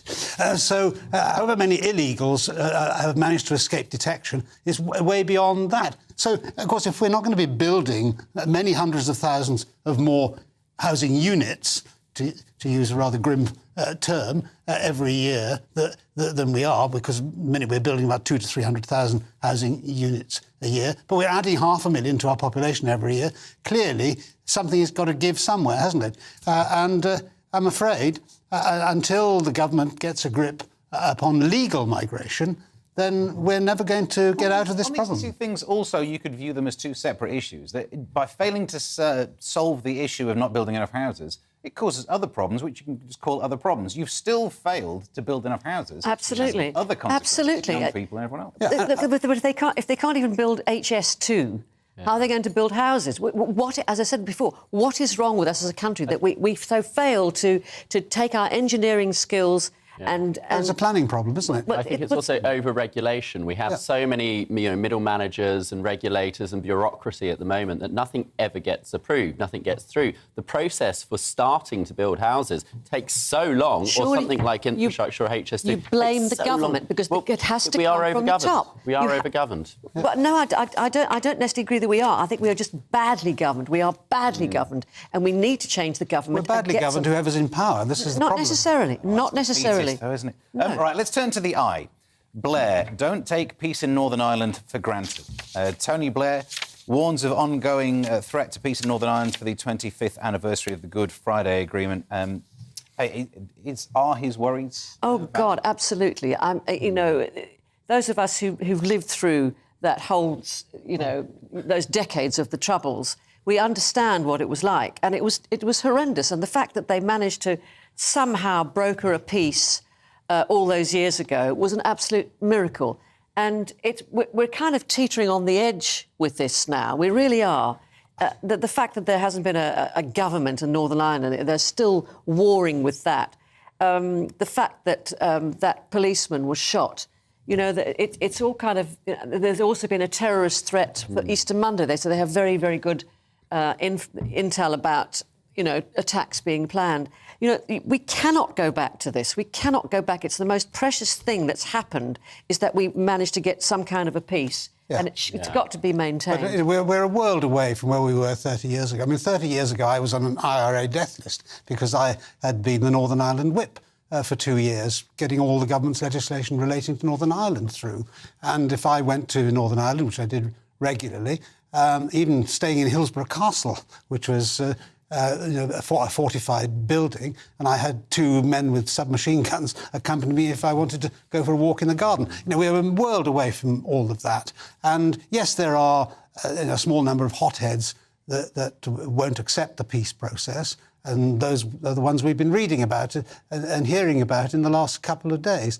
And I do believe that even Gerry Adams, who was the godfather of terror for all those years, has condemned all this in the last few days. So I think we've got to keep this in perspective. Yes, of course, I agree. We don't want to upset the peace process. But the Good Friday Agreement is being undermined, dare I say it, by the Northern Ireland Protocol and the refusal to accept that the Unionists in Northern Ireland very largely oppose having a border for trade down the middle of the Irish Sea. And that's a completely unnecessary dispute that we're having. There's no need for that at all. So, but I don't believe that whatever happens about the Northern Ireland Protocol, that we're going to go back to the kind of terror situation that we had 30 years ago. OK, to bring Benjamin in on this. I mean, yeah, there is a difference between fighting and fighting about how power should be used in government. Of course. But Tony Blair is simply saying we should be vigilant. Yeah, I do think one of the big factors is demographic. If you look at the people who are born every year, a lot of Catholic, non-unionist people who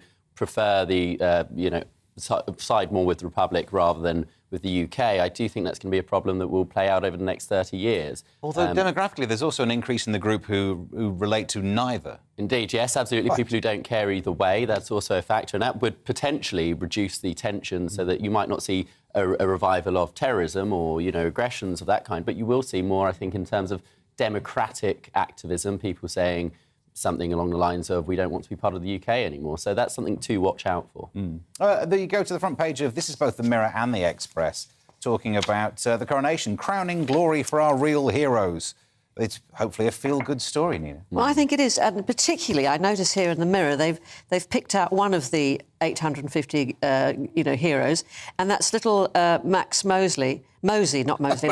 Sorry, that was a Freudian slip. Max Mosey, the 13-year-old who's camped out in his garden for the last 3 years and has raised an awful lot of money for charity. I mean, I think he just came inside in the last week or so. And brilliant for a kid to do that. I think that's absolutely wonderful. And it's wonderful that, therefore, that is, he's being included in all of this rather than, some old Buffton Tufton Earl, who's desperate to get into breeches and silk stockings, not necessarily his own. Let's celebrate the Maxes of this world. Yeah. Neil, is this moving in the right direction? Is this good regal PR?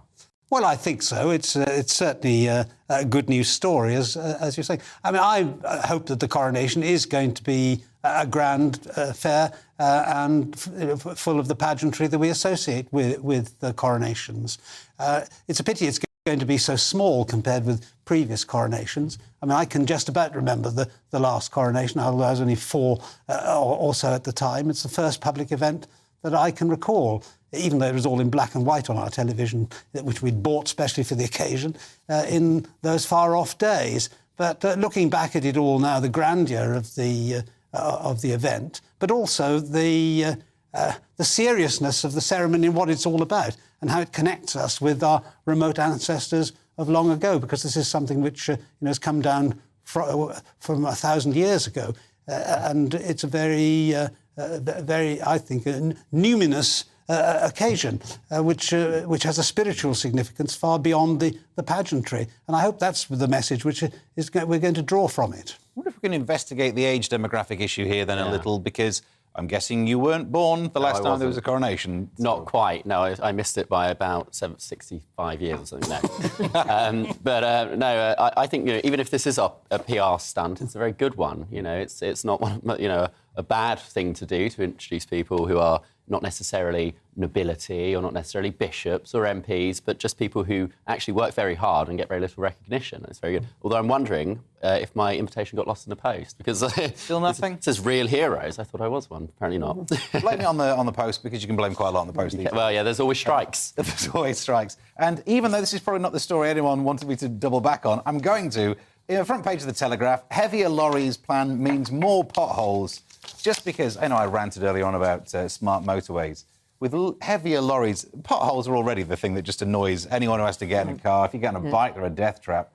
What do we? We're driving in London on what are absolutely ploughed fields. You know, the cars going like this. You're going to get punctures. It's just ridiculous. I mean, Well, sadly, Con's trying to make the traffic in London go so slow that you could walk faster. Probably, probably. But the thing is, just as bad if you fall into the pothole. Well, exactly. The thing is that actually electric cars are doing far more damage to our roads as it is. We don't need the lorries because electric cars are far heavier because of the batteries. Yeah, so correct. they are, and they also coincidentally throwing up more pollutants, which are making things worse from the road surface. Exactly. Than normal old gas guzzling cars. But the solution must be fix the roads rather than fix the roads. Some petrol. Fix the roads. I mean, but on the other hand, with our inability to move with the times and do something practical, all these people who have electric cars, there are not enough charging stations.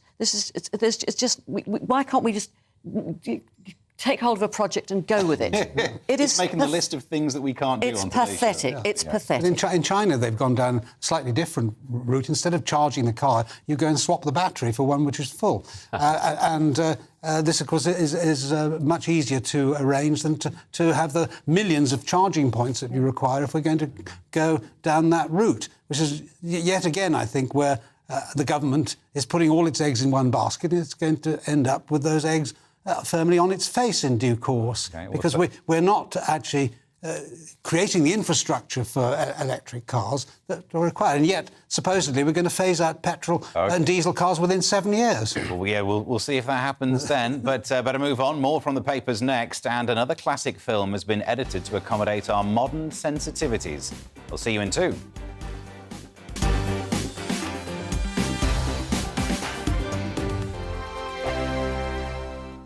I joined GB News because I was sick and tired of not hearing my views being represented, not just mine, but so many people that I knew and spoke to. I just couldn't get my voice out there. I couldn't say anything. I couldn't do anything. Whatever the narrative was, I kind of had to follow it. GB News is there to provide a voice for those who have been ignored by the establishment media. We think different things. We've got a different style. GB News is here to be optimistic and positive about the future. It's real kind of dynamic and flowing, with the audience very much at the heart of it, like a big family.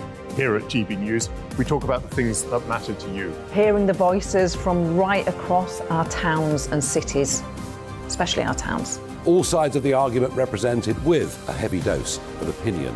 We're on a mission here to make a difference. And the GB News family really is here for you, and whatever time of day you can watch or listen. Britain's watching. Britain's watching.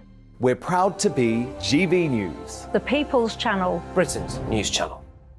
Westminster is going around in ever-decreasing circles, followed by the media. Britain is broken. How on earth did we get into this mess? But more importantly, how do we get out of it? Join me at 7 p.m, Mondays to Thursdays on Farage, here on GB News. We will have open, rational debate. We've got to work out how Britain moves forward from this. Join us here on GB News, the People's Channel. Britain is watching. You've probably seen politicians interviewed 1,000 times, but we do it differently. We find out who they really are, we don't shout, we chat, and hopefully we bring a bit of light, not just heat. Did you know Kate Moss? Apparently. Do you have a pair of jeans or a pair of jeans? No, of course I don't. What would I do with them? My friends are like, oh my God, what's she doing now? Join me every Sunday at 6 for Gloria Meets, only on GB News, the People's Channel, Britain's news channel. I'm Jacob Rees-Mogg, the Member of Parliament for North East Somerset and a former government minister. For years, I've walked the corridors of power in both Westminster and the City of London. I campaigned in the largest democratic vote in our island story. I know this country has so much to be proud of. We need to have the arguments, the discussions on how we make it better. The wisdom of the nation is in its people. Vox Populi, Vox Dei. That's why I'm joining the People's Channel. Join me Monday to Thursday at 8 p.m. on GB News, Britain's news channel. I'm Mark White. As GB News Home and Security Editor, I cover those key issues that are so important to you. Our authorities, our communities doing all they can to combat violent crime. With the public services under unbearable strain, why are we still failing to control our borders? Defence, the first priority of any government, has been continually hollowed out. Can we trust our politicians to protect the armed forces? Join me, Mark White, on GB News.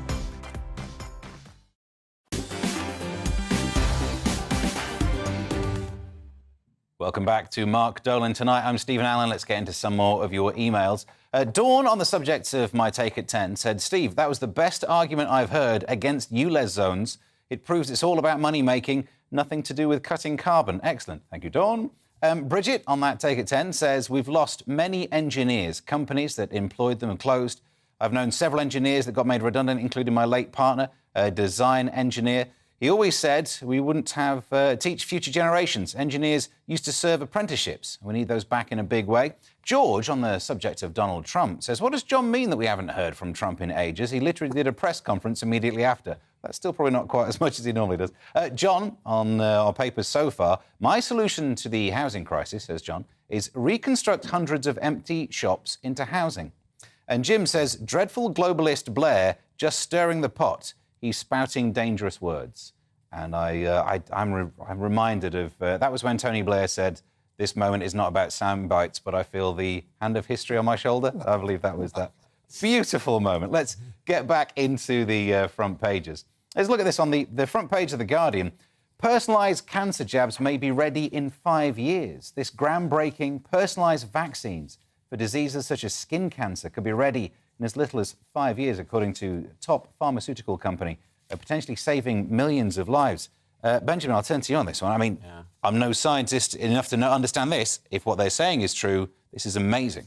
Yeah, it's incredible. What a leap forward. However, I'd have to say on the topic of cancer, we spent the past few years ignoring cancer screenings and putting people on the back burner. So it may be for some people too little too late because we prioritise something else over these people for a long time. Yeah. I mean, it should have been possible to do both. This doesn't have to be an either-or, didn't it? It didn't have to be no lockdown and cancer or lockdown and no cancer. Absolutely. And we need, this is the problem when you get sort of a myopic obsession with a particular, factor or threat or an issue, is you ignore all the other threats, all the other problems.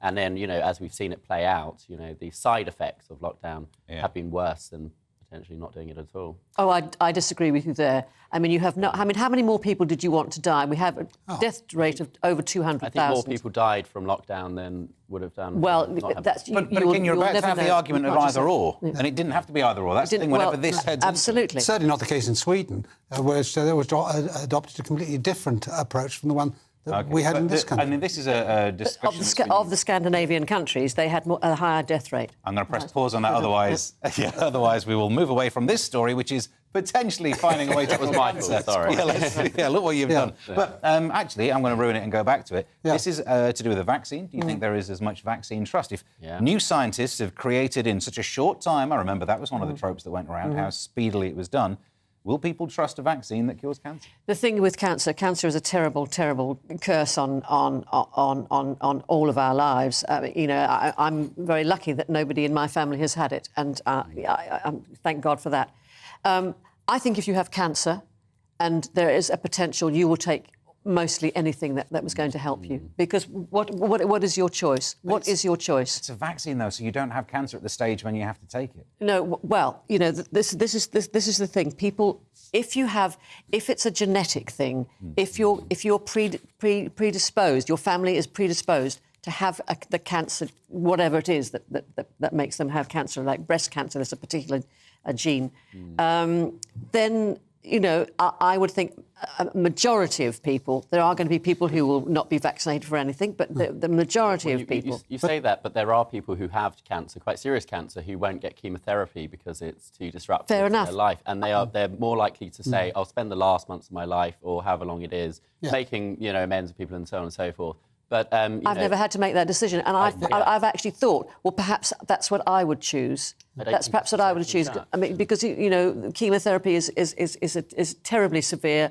I know somebody who had a stroke through because of the chemotherapy, and therefore her last months were not what they could have been. So, people will. It's just such an awful disease that people will do what they can. But I think the difference between what we're reading about in The Guardian and the COVID vaccine and the controversy over the COVID vaccine was because it hadn't gone through all the normal testing procedures, and the government took the view that it's worth rolling it out and taking the risk because the danger of not doing so is greater than the danger of doing it.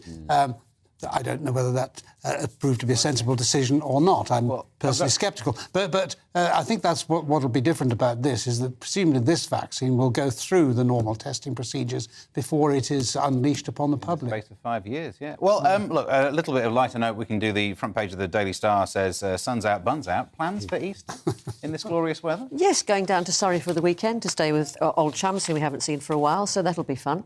Neil? Lots to do in the garden after all the wet that we've had for the last month, and everything is now burgeoning forth, weeds in particular. So that's what I shall be doing over the weekend. I'll be here.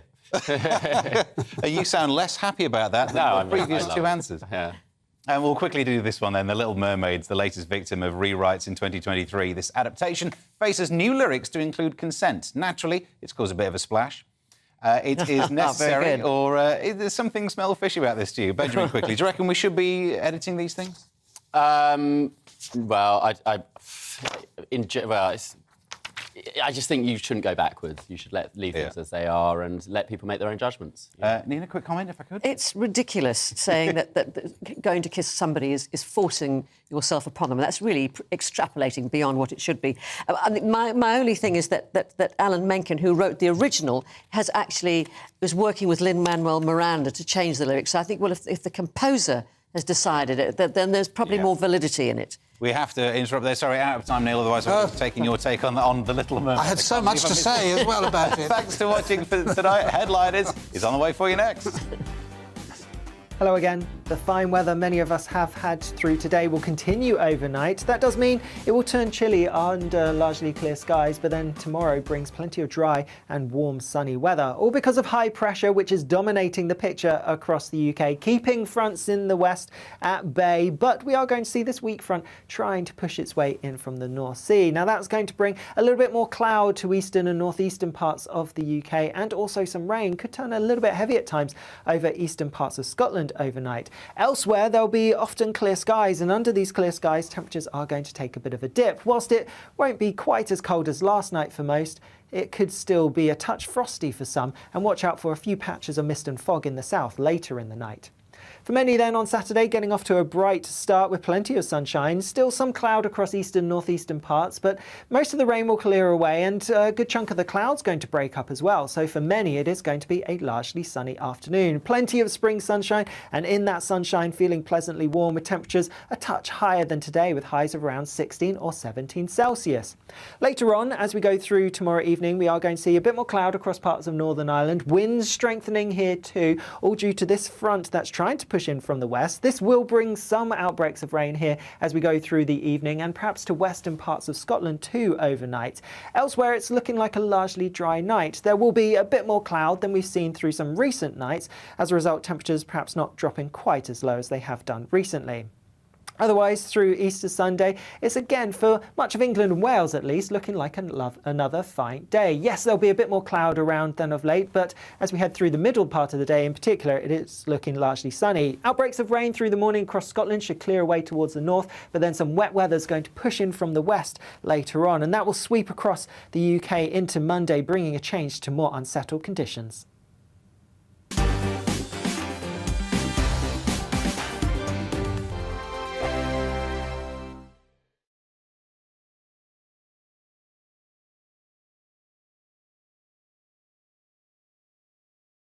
Monday to Thursday nights on GB News. At 6, it's Dubes & Co. 7 o'clock, Farage. At 8, join Jacob Rees-Mogg. And at 9, Dan Wootton Tonight, followed by Headliners. On TV, radio and online. This is GB News. First and foremost, I am a GB News fan, and I was before I was working here. Just love the fact that we're asking the questions that a lot of establishment media won't ask. With a bit of a twist, we not only want to inform you, but we want to keep you entertained. It's worth the drive because you get in and the team's all ready and waiting, they're itching to go, and it's a proper little family. GB News is the people's channel. It's the audience that makes the programme sing. We're giving our viewers and our listeners a voice. I see the thousands of your letters, tweets, emails, you name it, coming in. Britain is broken. How on earth did we get into this mess? But more importantly, how do we get out of it. The establishment had their chance. Now we're here to represent you. It's time for something different. It's time for GB News. I'm very patriotic. I believe in Britain. Our best days lie ahead. Britain's watching. Britain's watching. Join us here on GB News. The People's Channel. Britain's news channel. Join me, Patrick Christie's, Monday to Friday, 3 till 6. We tackle the day's news agenda like you've never seen before. It's high tempo, high octane, the most controversial topics, and the best guests. You will not be able to take your eyes and ears off it. I'm not afraid to ask the questions that you really want answered. 3 till 6 p.m, Monday to Friday on GB News, the People's Channel, Britain's news channel. GB News has its own late-night paper preview show, Headliners, where comedians take you through the next day's top news stories. You don't have to bother reading the newspaper, we've got it covered for you. Headliners, every night at 11 p.m, and repeated every morning at 5 a.m. We won't send you to sleep like some of the other paper review shows out there. GB News, the People's Channel, Britain's news channel. Join me, Camilla Tominey, on Sunday mornings from 9:30, taking the politicians to task and breaking out of SW1 to see how their decisions are affecting you across the UK. Bursting the Westminster bubble every Sunday morning, only on GB News, the People's Channel. Britain's watching. I'm Michael Portillo. Join me on GB News on a Sunday morning for topical discussion, debate, arts and culture, and sometimes even ethical dilemmas. I don't always agree with you, Michael. Michael Portillo, Sundays on GB News, the People's Channel, Britain's news channel. I'm Andrew Doyle. Join me at 7 o'clock every Sunday night for Free Speech Nation, the show where I tackle the week's biggest stories in politics and current affairs with the help of my 2 comedian panellists and a variety of special guests. Free Speech Nation, Sunday nights from 7 on GB News, the People's Channel, Britain's news channel.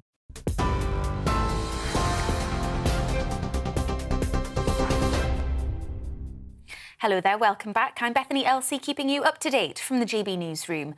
Labour is claiming tens of thousands of offenders convicted of serious crimes have been spared jail, while the Conservatives have been in government. The party says more than 16,000 adults convicted of child pornography offences